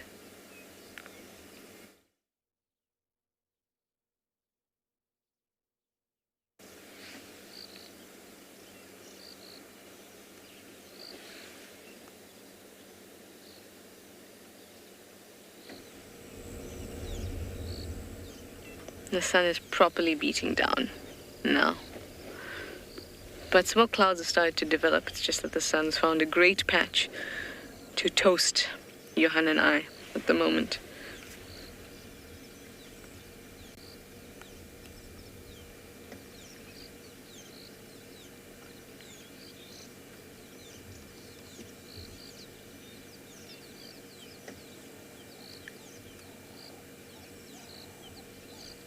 And given this heat, the hippos will try to stay submerged as long as possible. And even if they can't stay down too long, they'll make sure that their noses and their eyes and ears are a little bit above water, and then stay in the nice cool water and wetness of the water, for obvious reasons, because it's water, as long as possible. Because we know how sensitive their skin is. Can easily desiccate. Tswalu, he's on a bit of a bumble, and I'm going to continue on my bumble.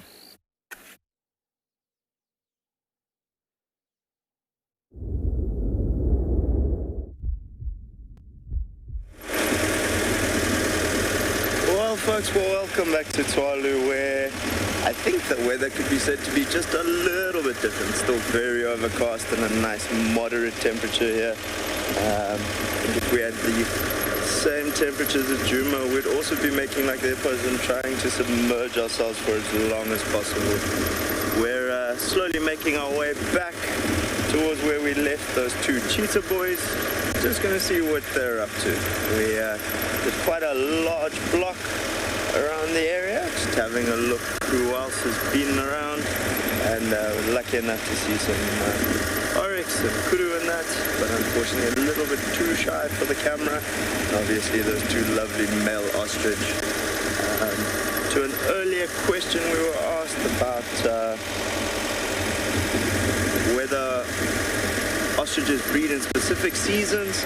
I wasn't quite certain of the answer, so I'm happy to report that I did manage to find it, and they'll breed pretty much all year round, although spikes in that breeding behavior can be caused by rain in very arid areas, so hopefully that helps explain that one.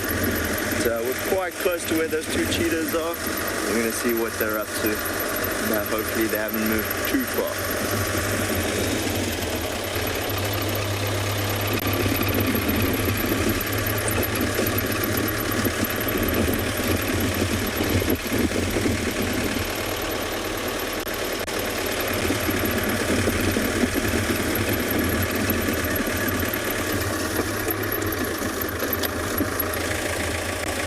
Well, folks, I cannot argue with you there.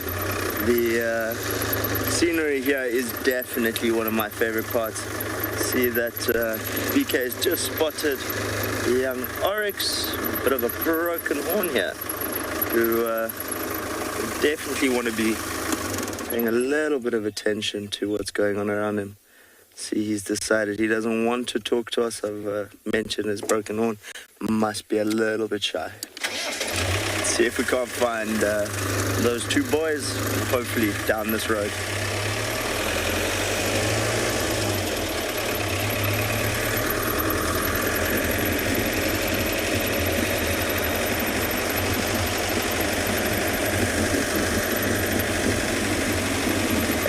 I think one of the big things with Tswalu that draws people in is the massive contrasts in colors, as well as the starkness of that landscape. So scenery is definitely a big part of why I love this place, and why I enjoy so much the guiding here at Tswalu is the vastness.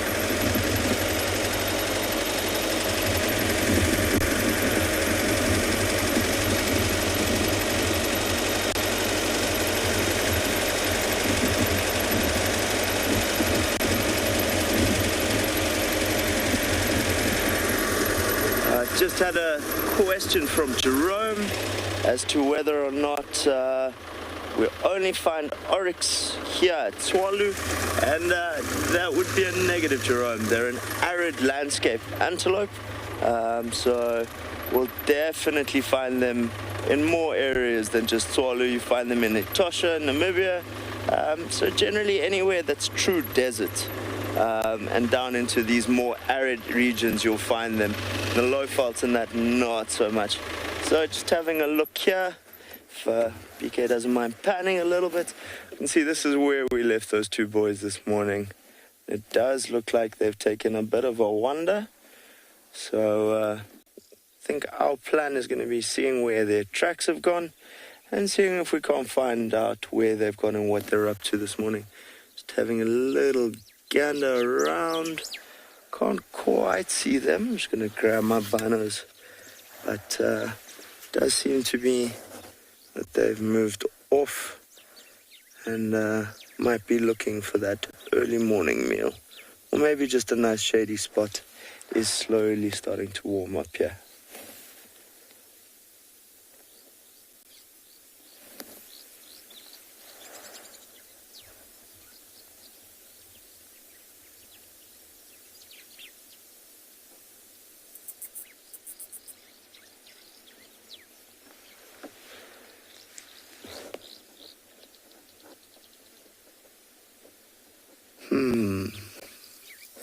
I think we're going to keep rolling a little bit, folks, and see if we can't see where have these two lads vanished off to.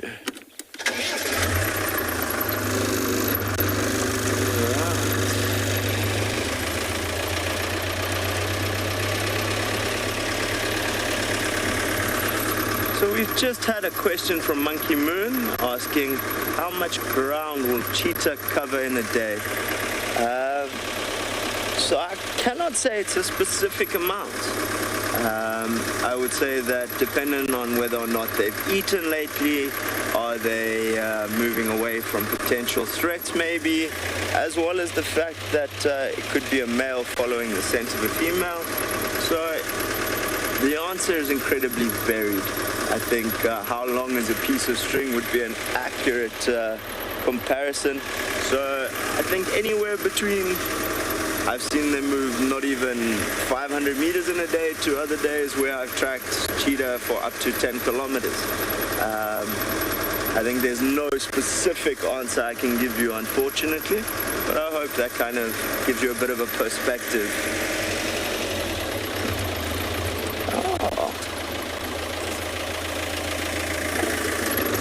Although maybe not the incredibly large and endangered predator we're looking for.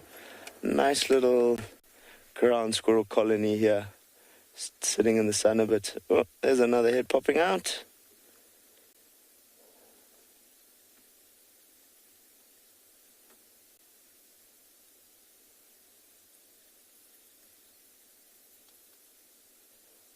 So these colonies are quite interesting. You'll find that females will share tunnels with females and males with males.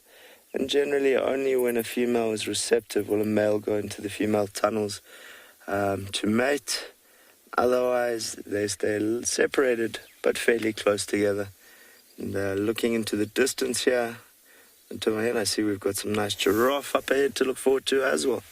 So, looks like the little things and the big things are out at Tswalu this morning.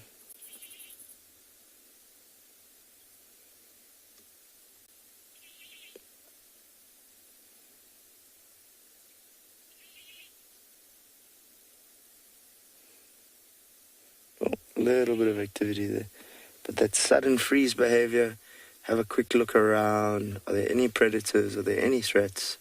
And if nothing catches their eye or their hearing and that, and their sense of smell, they'll carry on with their normal morning routine and keep on having a little nibble for breakfast and keeping their tunnel systems nice and clean.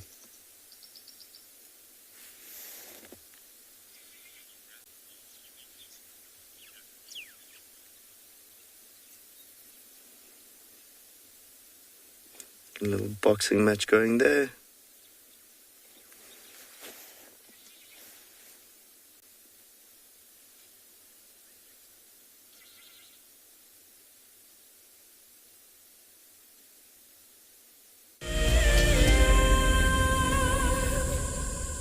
Please join me this Saturday evening for a town hall meeting. It'll be live, and it's an opportunity for me to tell you about what WildEarth is, where we're coming from, and where we're going to. And it's an opportunity for you to ask some questions, give us some feedback, and even maybe get more involved in WildEarth going forward. 7:30 this Saturday evening, wildearth.tv. It's open to all. You've just got to be registered on our website, and we'd love to see you there. Our lives are dictated by alarm clocks, traffic jams, constant multitasking, and countless distractions. The wilderness is where many of us feel the most human. On a bushwalk, we become part of the natural landscape. As you step off the vehicle, everything comes alive.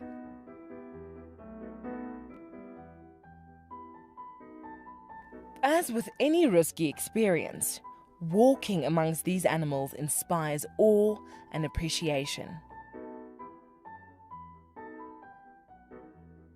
Now, it's your turn to go on a bushwalk.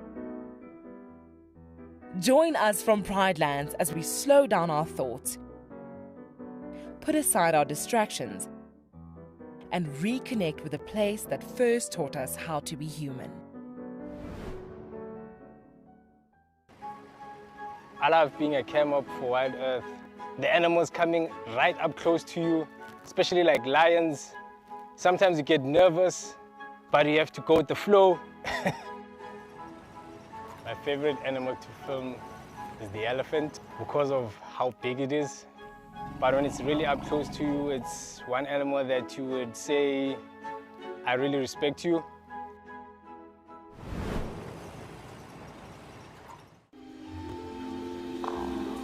Goodness, look at its wobbly legs.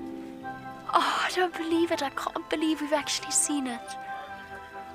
Oh my goodness. Oh, careful, careful, careful. Oh no. Oh, it's okay, little one. Okay. Expect the unexpected here on WildEarth daily.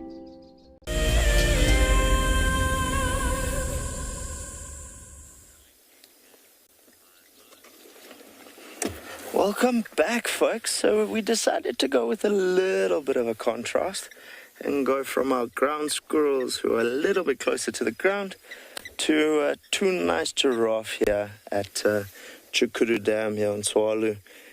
So to give you a little bit of an idea and the difference in size, ground squirrels can grow up to about 70 centimeters in height, where a full-grown bull giraffe can do anything up to about 6 meters. So definitely a slight difference there. But always an amazing animal to spend a bit of time with, and always quite a fascinating one because they are so different.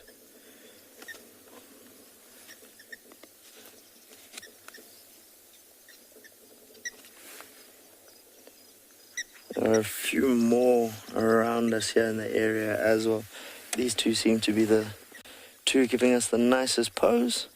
Well, there is a single individual here on the other side of the dam on our right. Quite a unique coloration pattern, quite a big bull. Oh, doing a little bit of the splits there as he drinks. And there's that quick flick of the head. He's on the move again.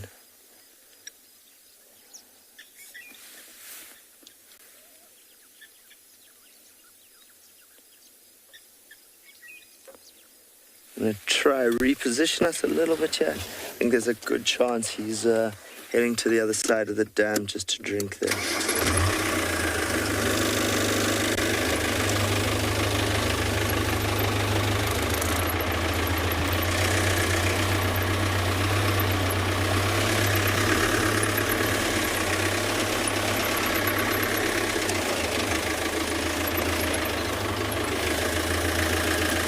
So we've just had a question from Daniel as to whether or not there are any elephants in Tswalu. And Daniel, we have no elephant in Tswalu at all.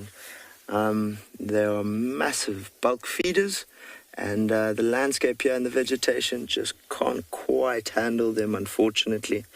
In times gone by, you might have found elephant herds migrating through areas like this in years of incredible rains. So for a short period, the land would have been able to carry them. But permanently and currently, there are no ellies on Tswalu at all.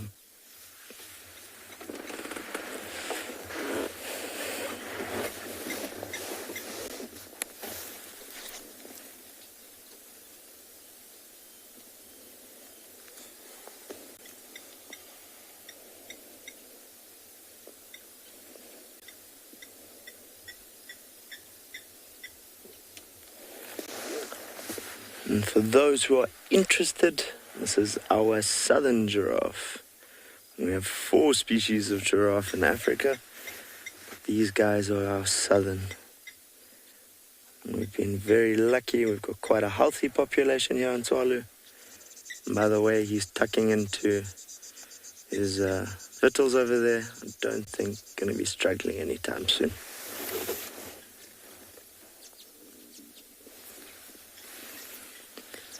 Our cloud cover is slowly starting to burn off here, and it's starting to warm up. Starting to feel like those hippos at Juma might need to go for a swim in this dam. BK reckons he's not so keen for a swim in the dam with our lovely little Egyptian goose family.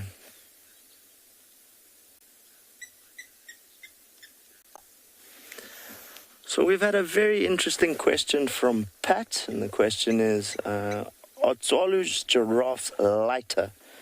And my answer to you, Pat, is I do think that over time we've landed up with a slightly lighter giraffe, and whether or not that's an adaptation to the desert environment and the heat here needing to reflect away heat, or whether that's just by chance, I cannot give you a solid answer.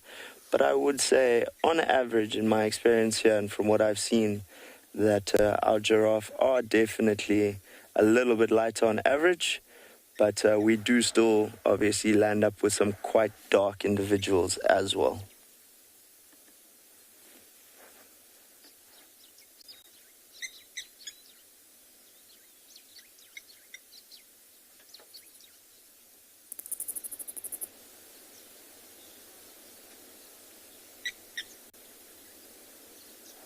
A little blacksmith lapwing making a rather large racket around the dam.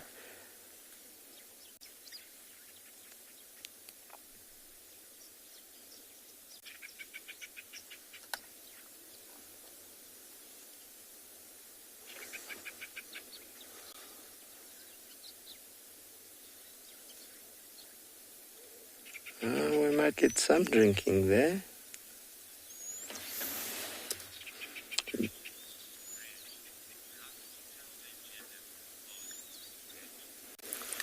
So, I've got another question. This one is from Reg. Good morning, sir. How can we tell a giraffe's gender from afar? So, those horn-like projections on the top of their heads are called ossicones. And these ossicones are one of the ways we can tell. So, what you find is that your males' ossicones are generally a little bit thicker and they grow further apart, so they're wider. The reason being, these are the points of contact when fighting with other males in a behavior called necking.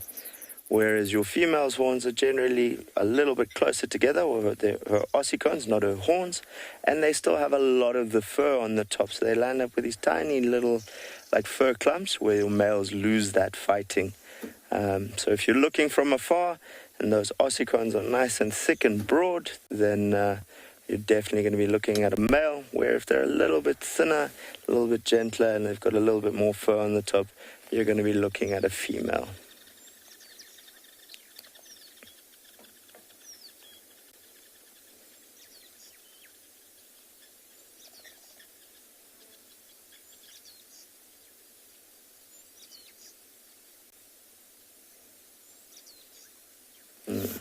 We've got one little head poking around the bush, and looks like our other individual is going to be heading over towards his friend. The center of the dam here, oh, just popped down. Lucky enough to get a little look at a quick grebe. But there's lots of bird life going on at the dam.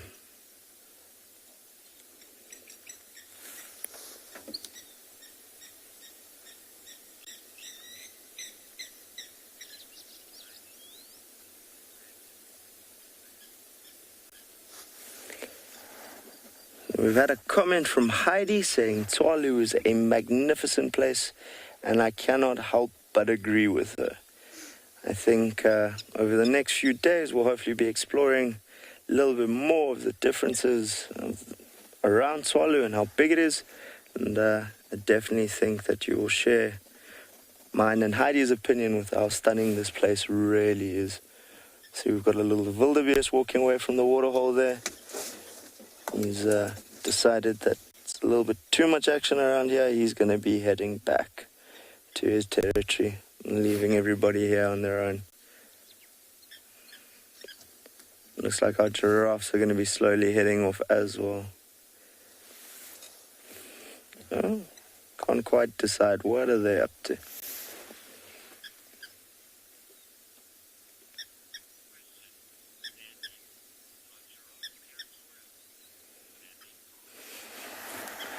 So we've just had a question from Sandy, and the question was along the lines of, are giraffes territorial?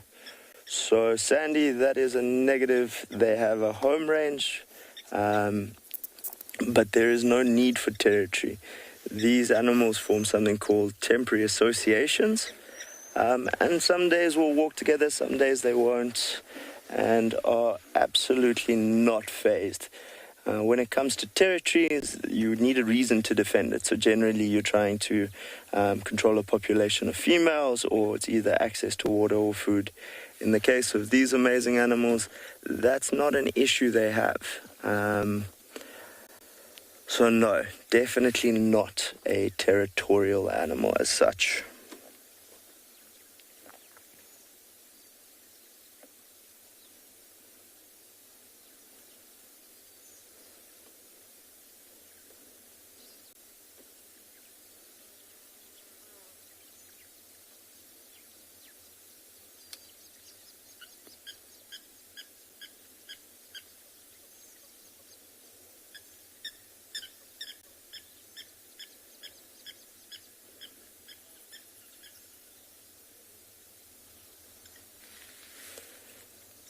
A very relaxed and rather peaceful scene sitting here at the dam.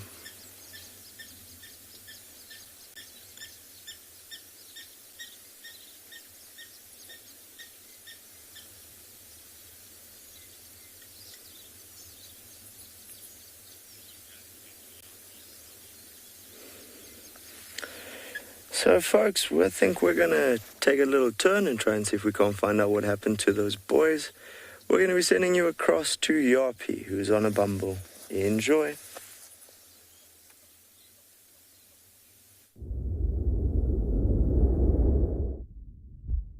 Djuma.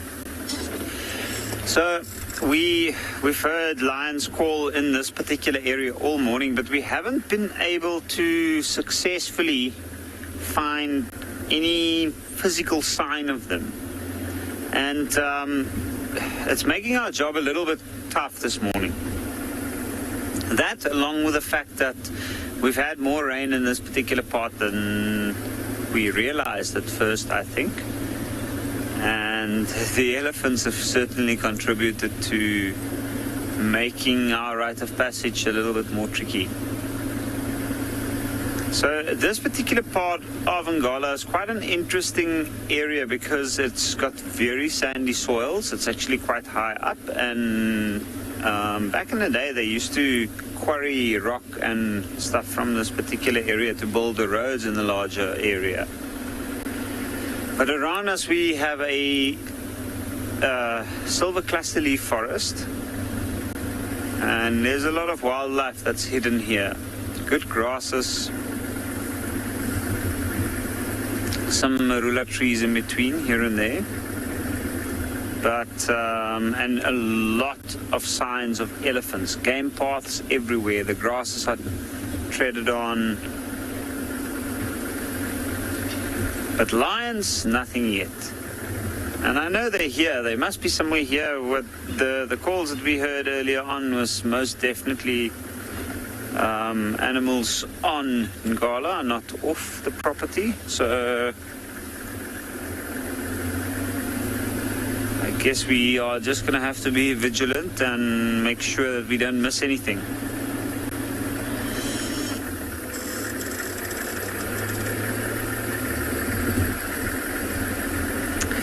But this particular area, quite an interesting area. It's also characterized by a lot of termite mounds. And most of them are the large fungus growers, so they recycle any nutrients that might come into this particular part, like droppings from animals, the elephants in particular, but also zebra and wildebeest.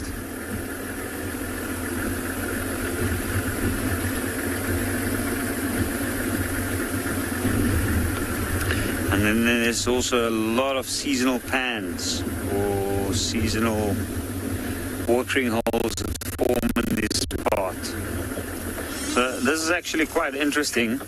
Now I know from here you might not be able to see it properly, but if you have a look at this termite mound right next to us, that is, yes, a termite mound. I know it's overgrown with grass and it's properly recovering after many years of being used, but look at all the grasses, they're all flattened. In fact, it looks like there is something big that walked over that, and that is a herd of elephants that's gone through this area. They flattened all the grasses. They fed around the termite mound as well, but I also don't notice large amounts, because you can usually clearly see where the elephants have fed. You can see them, they pull off clumps of grass and you'll notice the shortened stems. But this just looks like a herd coming over. Maybe it is because of the viewpoint here, they were looking out, or maybe it was younger ones playing around. But the amount of elephant movement in this area is astounding. Especially considering the fact that we've only seen 3 young elephant bulls in this part this morning, but other than that we haven't seen anything. Alright, but I think from here we're going to continue along and continue looking for those lines, because I can hear the rattling testiculus going crazy next to us and probably shouting at us.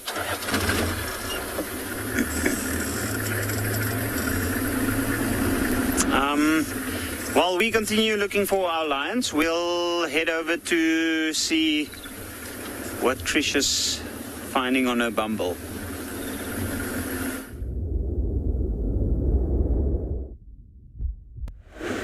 Good luck, Yuffie.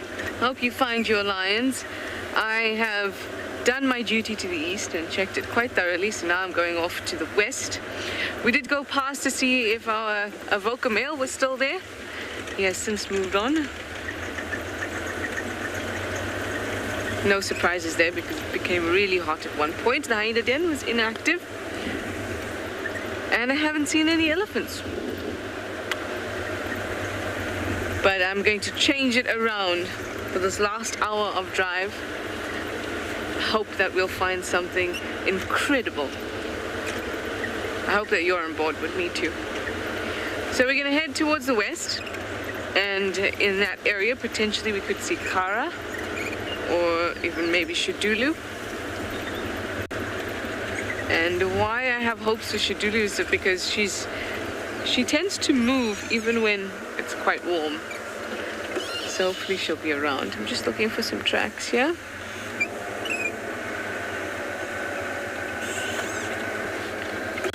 No.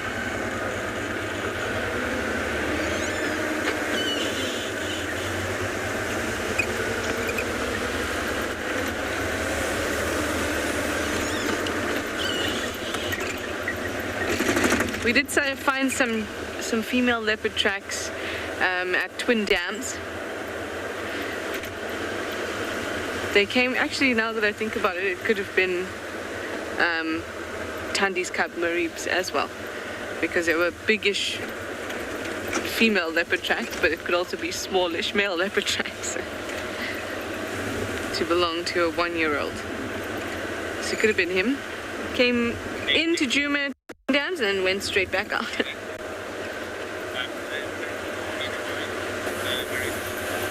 But he's still around that Molwanini area, and Steve is heading in that direction. Hopefully he'll be able to find him.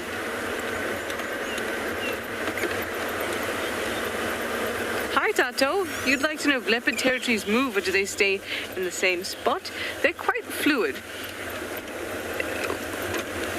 but within a certain context. So they're fluid in the sense that if a leopard moves away or if a leopard dies or loses condition, other leopards can move in and take that territory for itself. Yes, we have some impala here with some ominous clouds behind them. And so that's especially for males. If there's a male that's moved out or been injured, other males can push him out of his territory and claim that part of or that territory for themselves.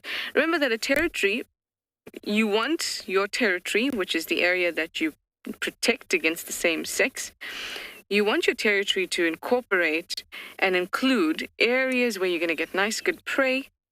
There's water, there's shade, all those resources you want to include in your area.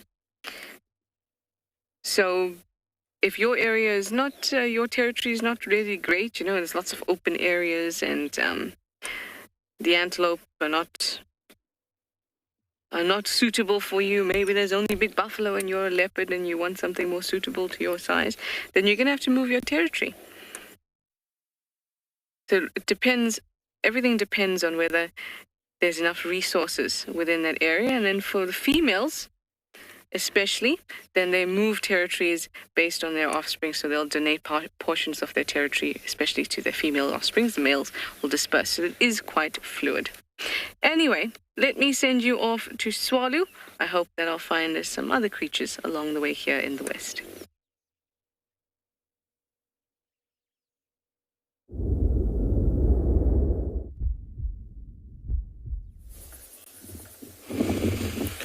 Well, folks, I hope you learnt a lot about leopards. We've got, as they say in Afrikaans, the Leopard here. And we've obviously not the worst trackers in the world, myself and BK. We've managed to find these two boys again. And one's taking a little bit of a wander, going slightly west. His brother is sleeping quite close to the car here. And he's lifted his head as well. Maybe just to give you a smile for the camera. But they have not moved too far from where we left them. It looks like they are on the move again. We're definitely happy to see that they are in good condition. So no hip bone sticking out, and we can't see the spine and that. So although they might not have eaten in the last day or two, they're still in very good nick. Oh, scratch behind the ear there. Get rid of that spot. Yeah, that's the spot right there.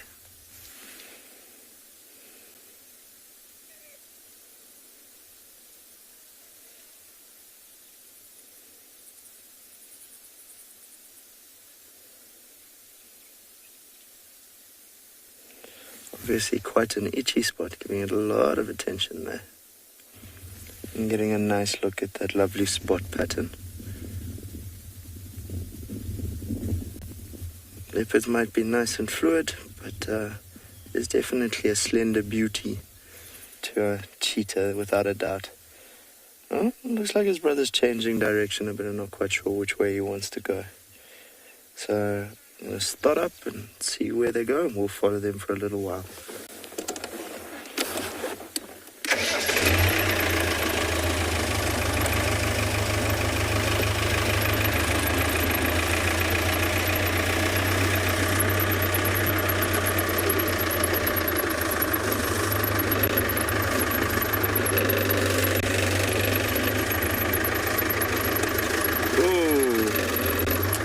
Looks like they're doing their favorite thing and finding another tree to have a snooze under.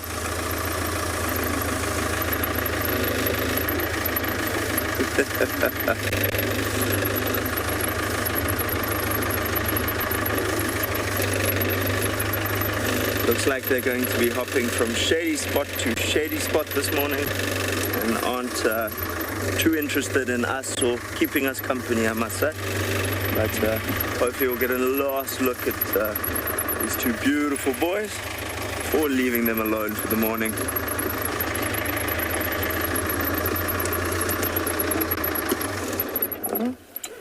A little hello there.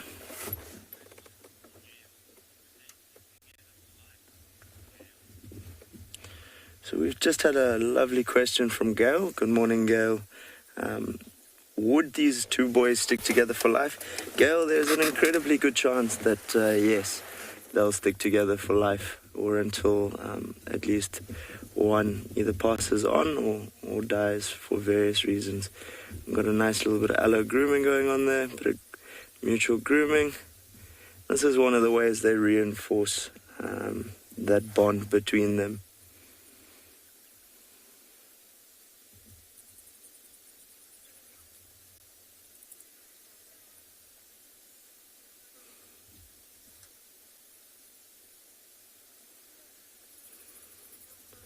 As you can tell, they're quite close and very comfortable with each other.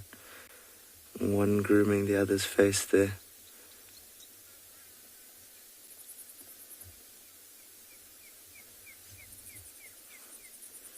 Obviously, these guys will try and groom areas where the individual cannot get to themselves. So, the bottom of the throat in that area there is often quite a common area. You'll see them grooming on each other. And those lovely orange eyes, always a favorite feature for me on cheetah.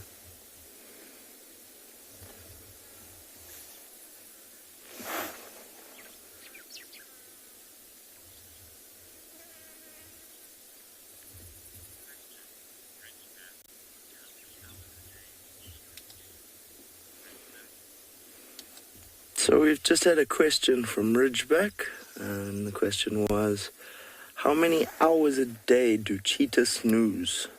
So the best answer I can give you is there's no set time limit. They'll happily sleep most of the day, especially if their bellies are full and there's no threats around them, especially if hot. But if the weather is more temperate and they're hungry, then you'll find them moving a lot more during the hours of the day. Obviously at night they're not so mobile because the threat of bumping into other predators and their vision not being built to be very successful or very effective at night. So with these two boys, I must admit they do spend, I'd say, easily more than half the day snoozing, regardless of whether or not they're full.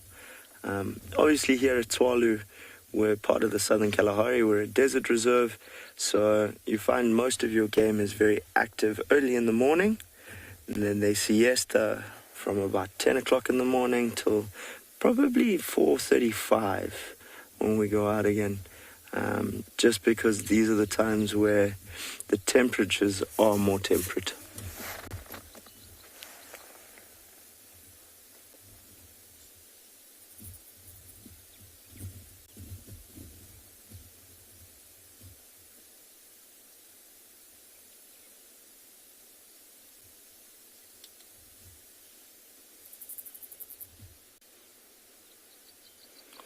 By the looks of things, I think we have our first siesta about to start, and the second brother probably won't be too far behind.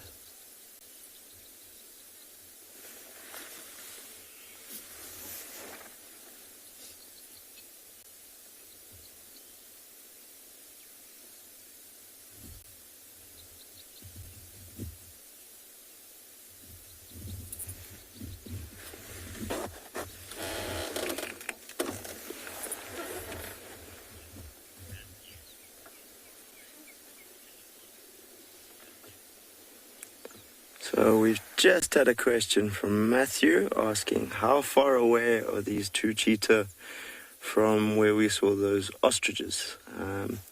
Matthew, as the crow flies so directly through the bush, I'd say we're probably about 1 kilometer, maybe a bit less away from them. They're about 1 June over if we were to head west. So although not a massive distance, they were feeding away from this direction, and by the looks of things these boys aren't quite prepared to walk that far. If I look at where we left them to where we have now found them, I'd say they've moved maybe 350 meters, so they're being nice and lazy cats.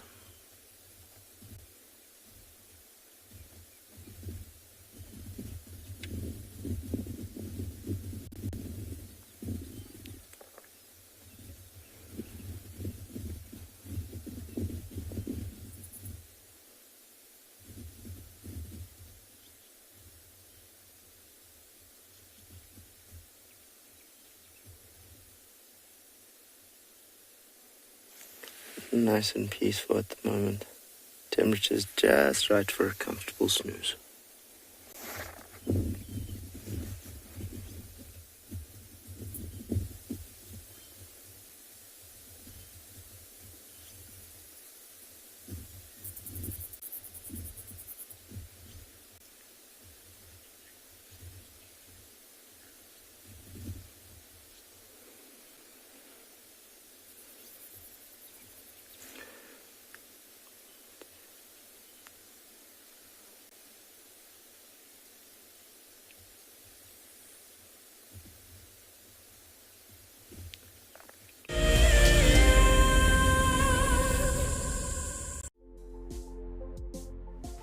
On the 27th of April, WildEarth will be turning 14 years old, and we wouldn't be here if it wasn't for all of you.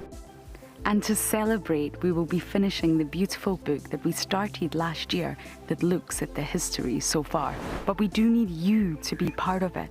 Please submit your most memorable sighting, or what WildEarth means to you, or even just your name and a comment to be included inside the book.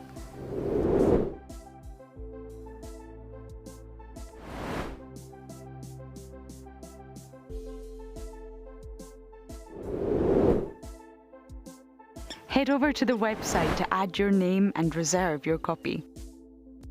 We are offering a 20% discount on all books bought before the end of March. And a big thank you to all of you who have contributed to the book so far.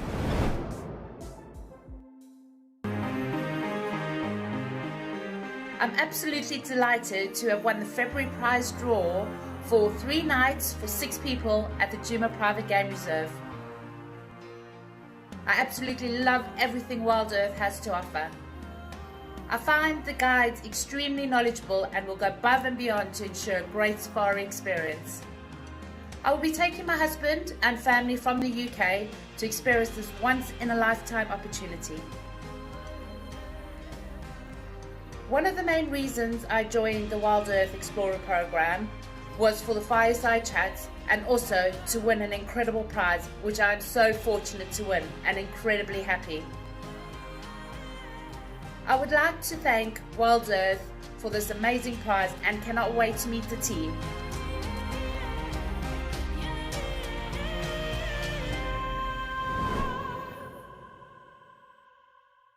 My name is Lauren and I'm currently working in Djuma Private Game Reserve here in South Africa.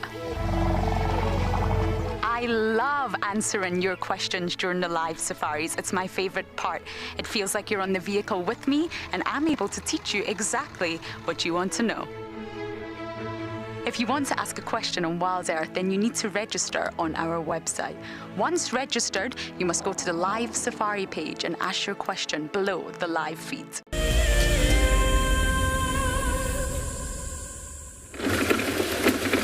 I'll go back to Chitwa, everybody, where we managed to relocate on Maribs, lying up in the Milwanini. But unfortunately, the gremlins are at play. He's looking so good. Haven't seen him in since I was last here, so a month ago. He's looking good. Nice to see him. No sign of Thandi. But there were tracks all over that area.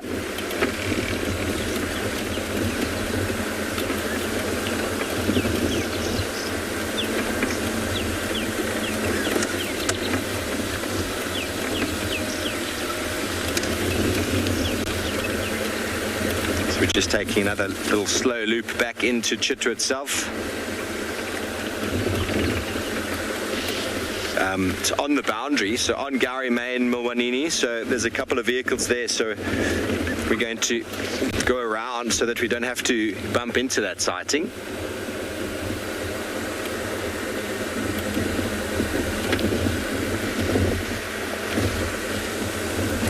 So how many burpees have you done today? Mpo? Mpo still done none. It's fine. Some people, burpees are very hard to do. It is not a very nice exercise, I'll be honest with you. But once you get into it, I've been doing burpees for a while now, so once you get into it, it starts feeling quite good. Did 25 already this morning before my coffee. I'll do 60 before breakfast, and that'll flow once again. Yesterday I thought with my 25 and my 60 I'd only have 15 more to do for the day, but then I end up doing more. I end up doing 150. It's all in a good cause.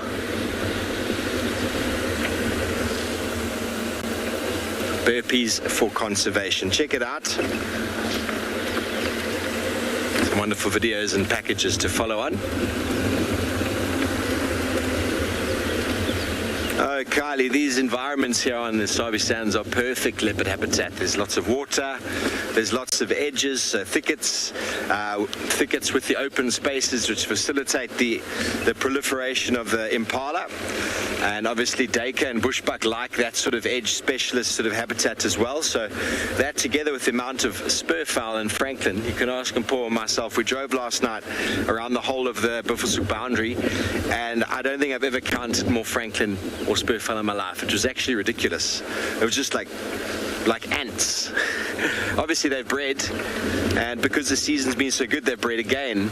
So even the guinea fowl have bred again. So the Franklin have probably gone through 3 broods by now, and they might even choose to do a 4th. So there's plenty of food for them, and the habitat is just ideal. And leopard viewing in these areas have been prolific for years, and a lot of it's got to do also with the habituation and the strategies with regards to working with those animals.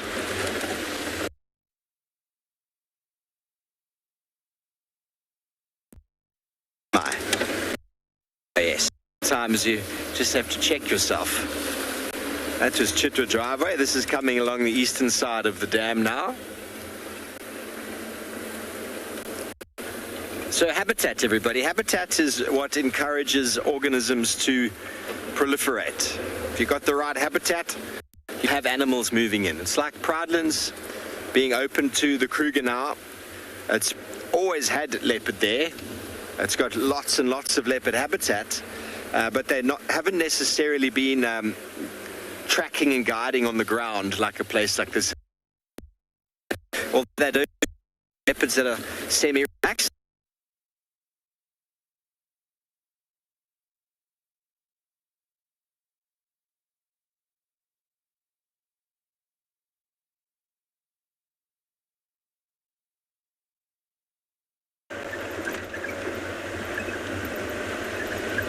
Sorry guys, I'm sure we'll get Steve back in no time. He's not very far anyway, so I'm sure we will. Well, we've just taken Gallagher shortcut to the south, but I haven't heard any of the sounds that I was hoping to hear this morning. Those would be trumpets, of the trumpeting of elephant, that is, not the trumpet in a band. And breaking of branches or something like that. But remember, I spoke to you before about the fact that in the wet season, because they're eating lots of grasses and things like that, you don't hear that characteristic cracking of branches and pulling of bark. You don't get to hear that. So it becomes a slightly different, not more difficult, but different to catch wind of whether the elephants are around or not. But we have scoured Juma today. The only portion we didn't go to was the southwestern portion. But we really have scoured. Well, at least you have Tswalu, at least they have a cheetah, so why don't you go over and have a look there.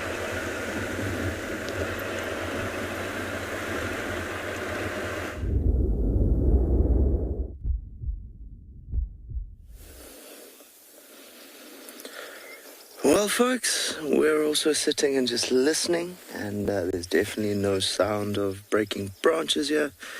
And as you can tell, our 2 boys have definitely not done too much. In fact, I think they've lifted their heads once. It's getting a little bit warmer here now. It's getting a little bit later in the morning. So the chances of them moving too far become less and less, but it is still quite an overcast day. So there's absolutely the possibility of them moving a bit later. But right now I think they've discovered a rather comfy spot here, lying on some indigo fera, and they've decided that for the foreseeable future, this will be their position. Got one little slightly raised head there, but still a very dozy cat. I think with so few cheetah left, any time we can spend with them is always to be enjoyed and appreciated. As I said earlier, we've got roughly about 7,000 cheetah left in the world, so and the fact that these two boys are doing their best to pass their genetics on is a cause for celebration.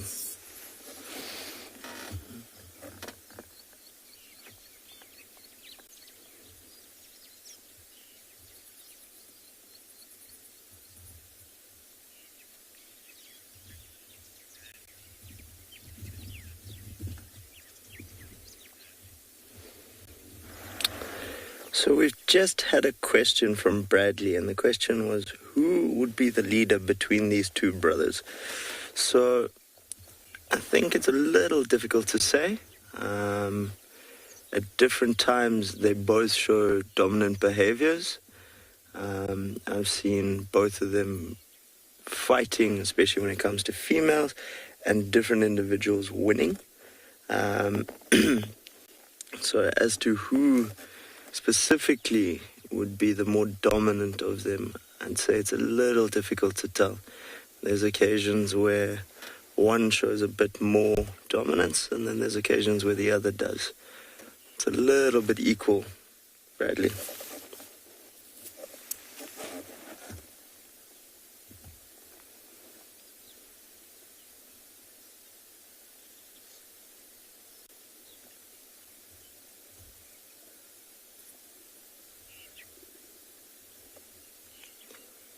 Right now, I'd say they are both professional sleepers.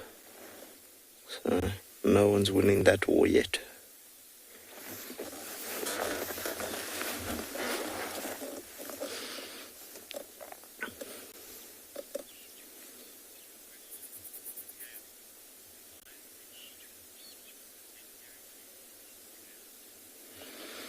So we've just had a question from Mikhail, and the question was, do lion and cheetah compete for the same territory? So to answer your question, their territories will overlap. Lions will compete with other lions for territory. Cheetah will do the same, as would leopard. What you will find is they will compete for food. So predators will always fight with other predators because you're competition for food. So it's not so much about territory, because if you think about it, there's only a finite amount of land, and within that, let us say, let's pick a square kilometer, you might have 10 species that are territorial, but because they don't compete with each other for food or for mating, they coexist quite easily. So in the case of lion and cheetah, they compete against each other for food, so they will fight, but not so much for territory.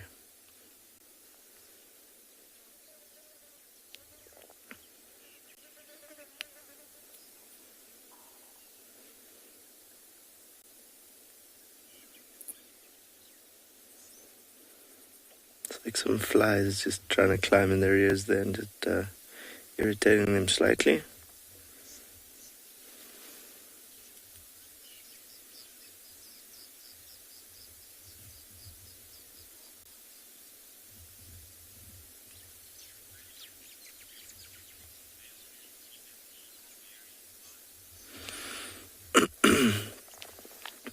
So we've just had a question from Lisa, and the question was, do males and female cheetah vary in size?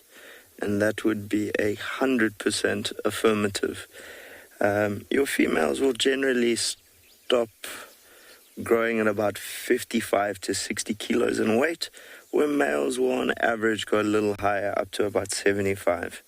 I have seen exceptions to this rule where you get quite a large female or quite a large male, but on average you'll see that the males are a good, say, 30 centimeters longer, maybe 10, 15 higher at the shoulder, and on average I'd say 15, maybe 20 kilos heavier.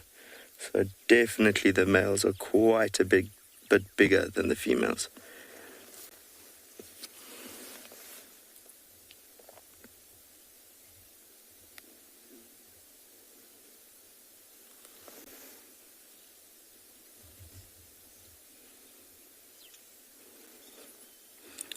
Amazing to see they've chosen this particular bush. The road is about 60, 70 meters behind us, and driving past you would have absolutely no idea they were here. One has to wonder how many different animals one has driven past on Game Drive and just never seen them because they were a meter or two beyond your vision or behind a bush.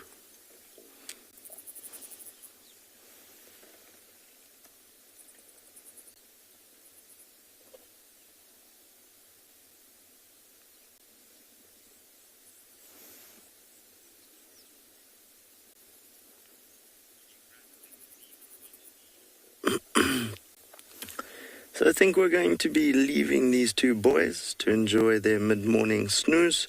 We'll be sending you across to Steve, who's on a bumble.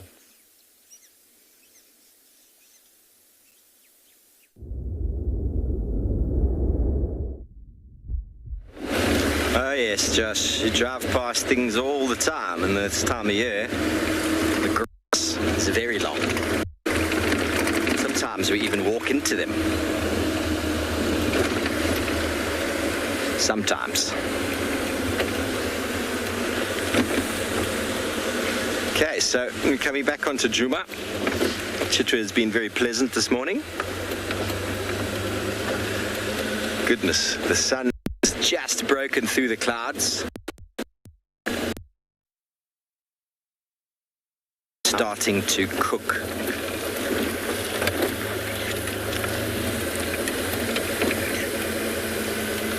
Haven't heard back from Kyle or BK in Tswalu about their progress on the burpee challenge. They were quite keen the other night.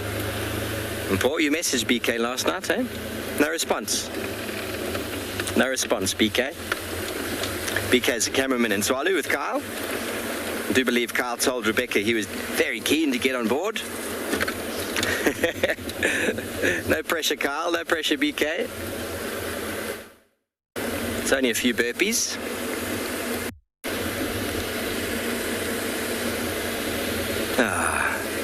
It's really beautiful. I mean, everyone has anyone who's watched the show for a long time seen the Mawati. How's that? Well, are good? Yeah. Has anyone seen the Mawati this wet, this late in the season? It's already March, approaching the end of March, and the river is still semi-flowing.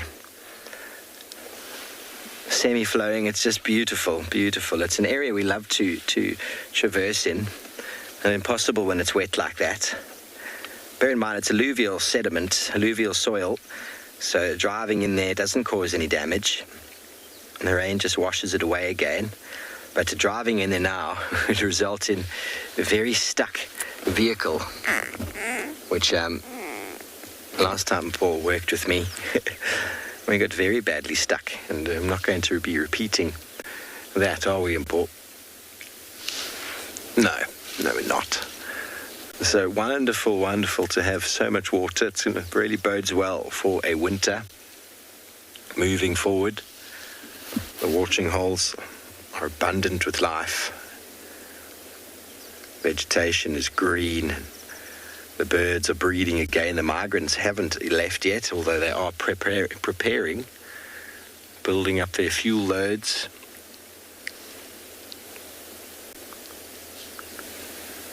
Buffalo building up condition. Impala looking strong. Males eminently preparing for the rut. Changing of the season is the autumn equinox. this weekend. Tomorrow, in fact. I know a whole lot of my friends down in the garden route are celebrating another equinox celebration. Blessings to the earth and to the seasons. Very good time to start preparing one's mindset for spring. Go into a bit of a dormant stage from autumn into winter. And a good time to set some intentions for a few months' time when spring turns the corner.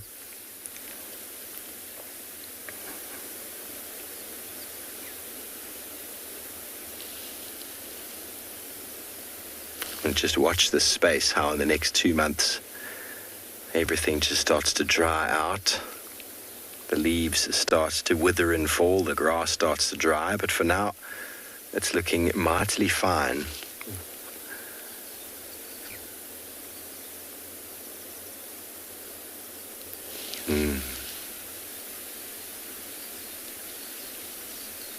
Let me know if any of you out there are celebrating an autumn equinox.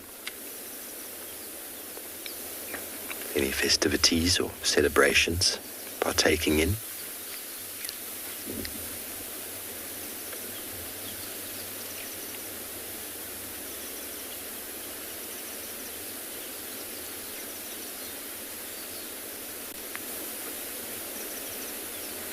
Well, we're going to carry on moving slowly north. Send you back over the Trish who's on Juma somewhere, taking it really easy.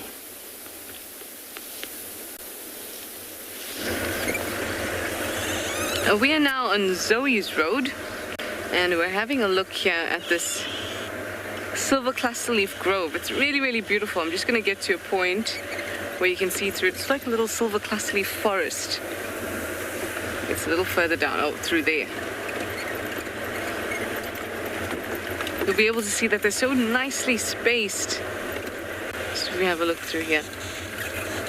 Doesn't it look foresty?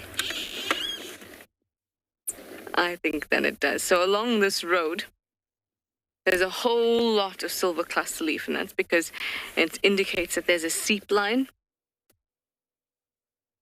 So there's a drainage to the western side of Western Quarantine, and on the eastern side of of Zoe's, and then on that slope is the seep line, and the seep line is indicated visually by the presence of silver cluster leaves in these groves. Isn't it lovely? Really gorgeous. So what a seep line is, it's in an area where basically it gets waterlogged, so the moisture that's on the ground gets stopped, and that this line, or that's running underground, gets stopped at this line because of different densities, and actually the different polarities of the molecules, and then it seeps out onto the ground, and that's because there'll be a change in soil type. Beautiful. I love silver cluster leaves. They have that beautiful silver sheen to their leaves because they've got tiny, tiny hairs all along the leaves that reflect light to give it that kind of sheen. Those tiny hairs are also useful against pests.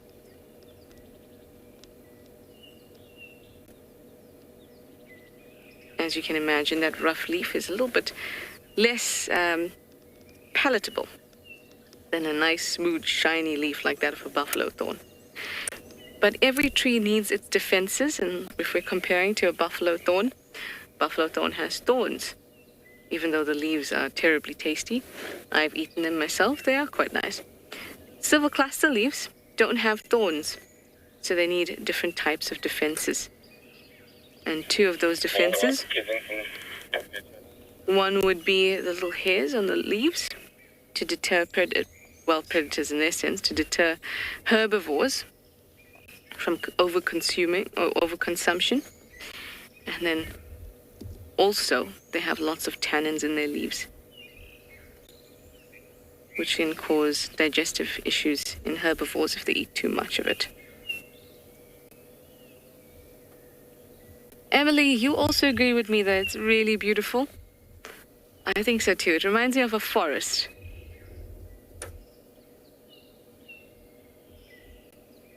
When we used to have bushwalks, used to walk through them, it was so nice. You'd actually see the difference in the amount of sunlight that comes through, because it really had this beautiful canopy and different layers or levels of trees and different amounts of light coming in, and I used to really, really like that.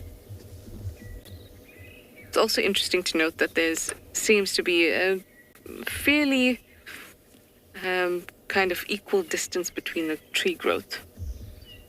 Many trees that grow in groves do that, so that each tree has a good amount of space between them,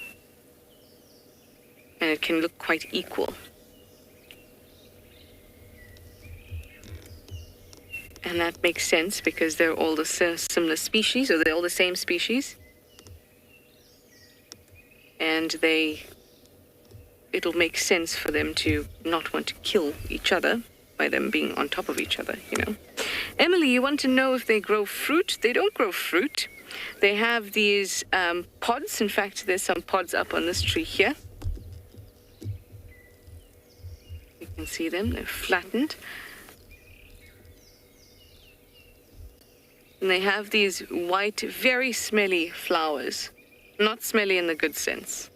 Smelly, kind of like old sweat smelly. Like the way some gyms smell. Yeah.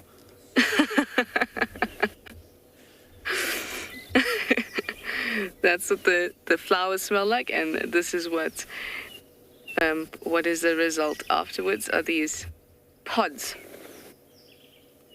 And they've only got 2 wings on it, unlike the pods of combretums or bush billows that have 4 wings. See that? They're flattened. When they're a little fresher, they can be a really pretty pinky red. And it looks quite nice against the silvery tinge of the leaves.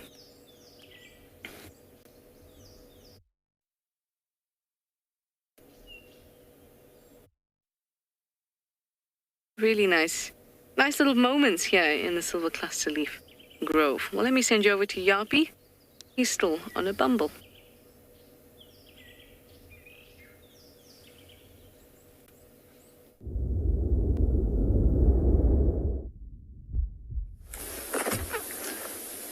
So, this is quite an interesting situation. That little one there looking at us. He is one of the half-brothers of the white lion. And I'm not sure if it's his sister or his mother next to him. I haven't seen this lion in a very long time.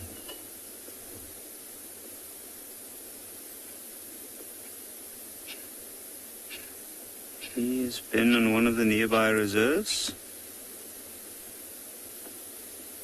And he's actually grown quite a bit. In fact, I haven't seen him in 2 or 3 months.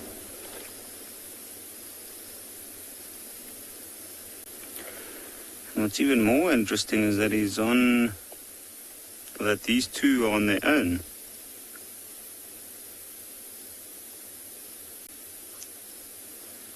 Which makes me think that there might be more around. But if you have a look, you can see that he's usually the one out of all of those younger lions that is quite alert, always picks up on everything. But you can see his head starting to dip, his eyes are blinking,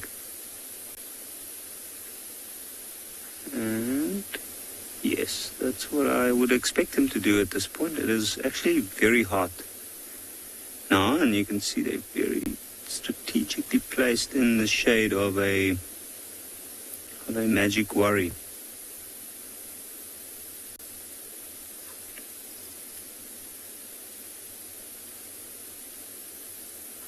And what an interesting relationship indeed. Jackson, I'm so happy your morning's made. Believe me when I tell you mine too. Like myself and Gert, we we like to look at lions. And we like to look for lions, and we have been looking for lions all morning. They've been giving us a bit of a run around. And that's one of the things is people always underestimate how far these creatures move at night.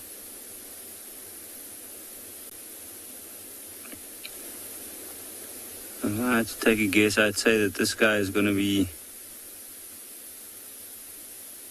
quite a force to be reckoned with in about 3 to 4 years' time. Even though he's younger than some of his brothers, I do think that he's already shown a bit of a attitude. Might also be because of his mother. His mother was one of the original lionesses in the Pride, and also one of the big lionesses. So he's certainly got the genes.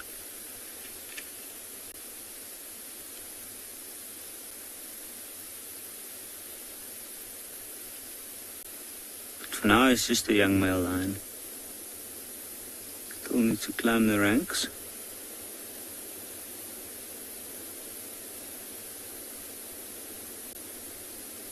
If you look at the lioness next to him, you can see the head's down, not too much of a worry. He knows it's that time of the morning to be resting.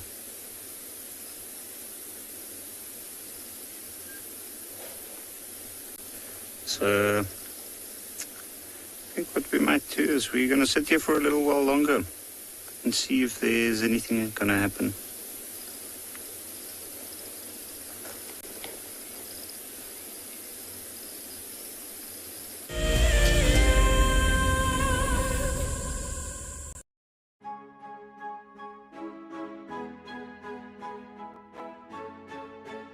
Hi, my name is Damon and I'm a guide here at andBeyond Phinda Private Game Reserve. Join me and our resident ecologist Craig Sholto-Douglas at the fireside on the 21st of March for a discussion on 2 of our conservation projects.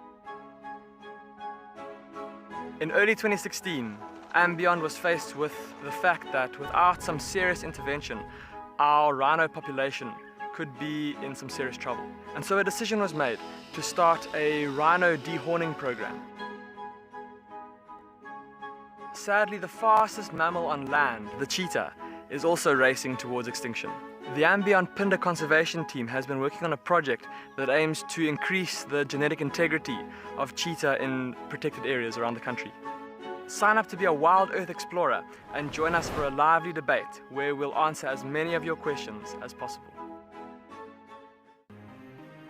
It's the month of March and WildEarth is offering you the chance to win a brand new prize. Sign up to be a WildEarth explorer and you could win a 5-day eco-training ranger experience for 2. Eco-training is the pioneer and leader in safari guide and wildlife training in Africa.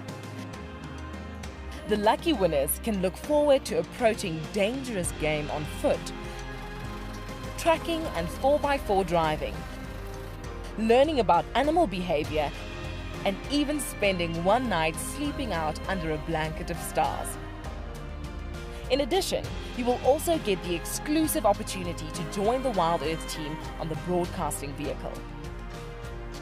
Sign up to be an explorer now, and it could be you that wins this life-changing experience. Terms and conditions apply. My name is Steve, and one of my favorite things at WildEarth is getting questions from you. The type of questions that I really like are those ones that really help us to unpack and understand and really integrate the ecological knowledge and fully appreciate the importance that animals such as these Cape buffalo bring to the ecosystem. If you want to ask a question on WildEarth, you're going to have to register on the website. But once registered, just head on over to the live safari page and enter your question under the live feed.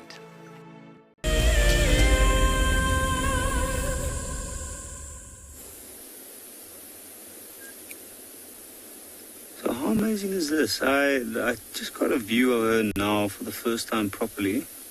You can see those acrobatics trying to get to that itch.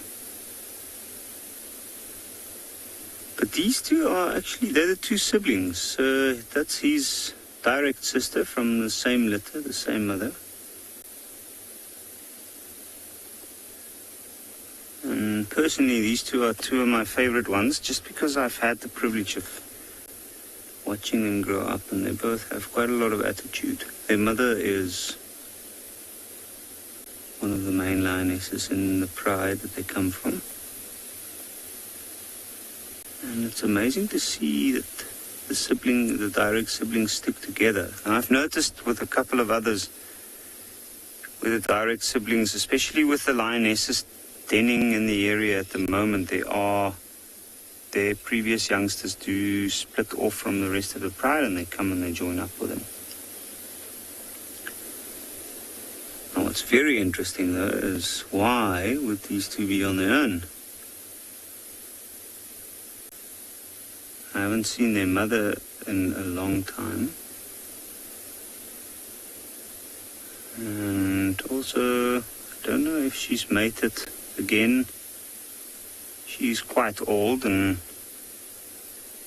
from my experience, I would have thought that she'd be done mating, or that these two would be her last litter, but I guess that remains to be seen.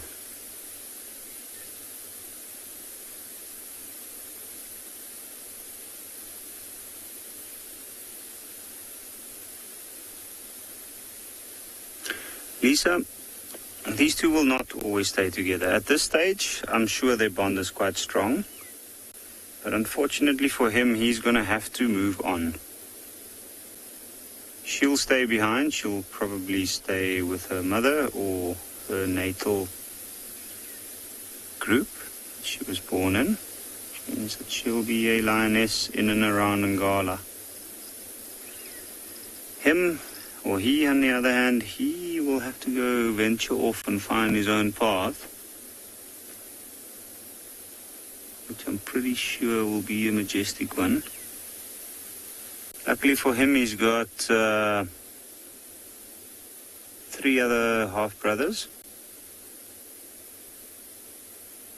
And I think they will definitely be a force to be reckoned with at some point.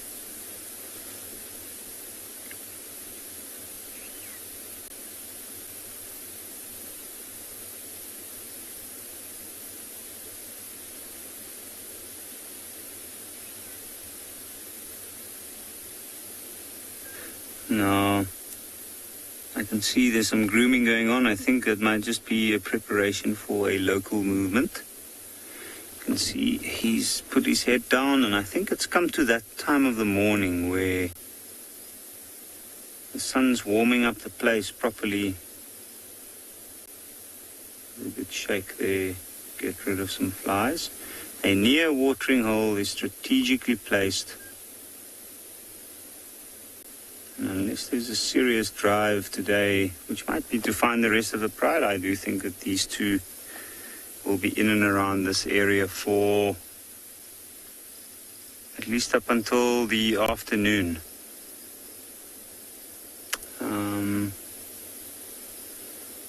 So, thank you to all our viewers for joining us this morning. And I think if you can join us this afternoon, jump aboard and see what we might find.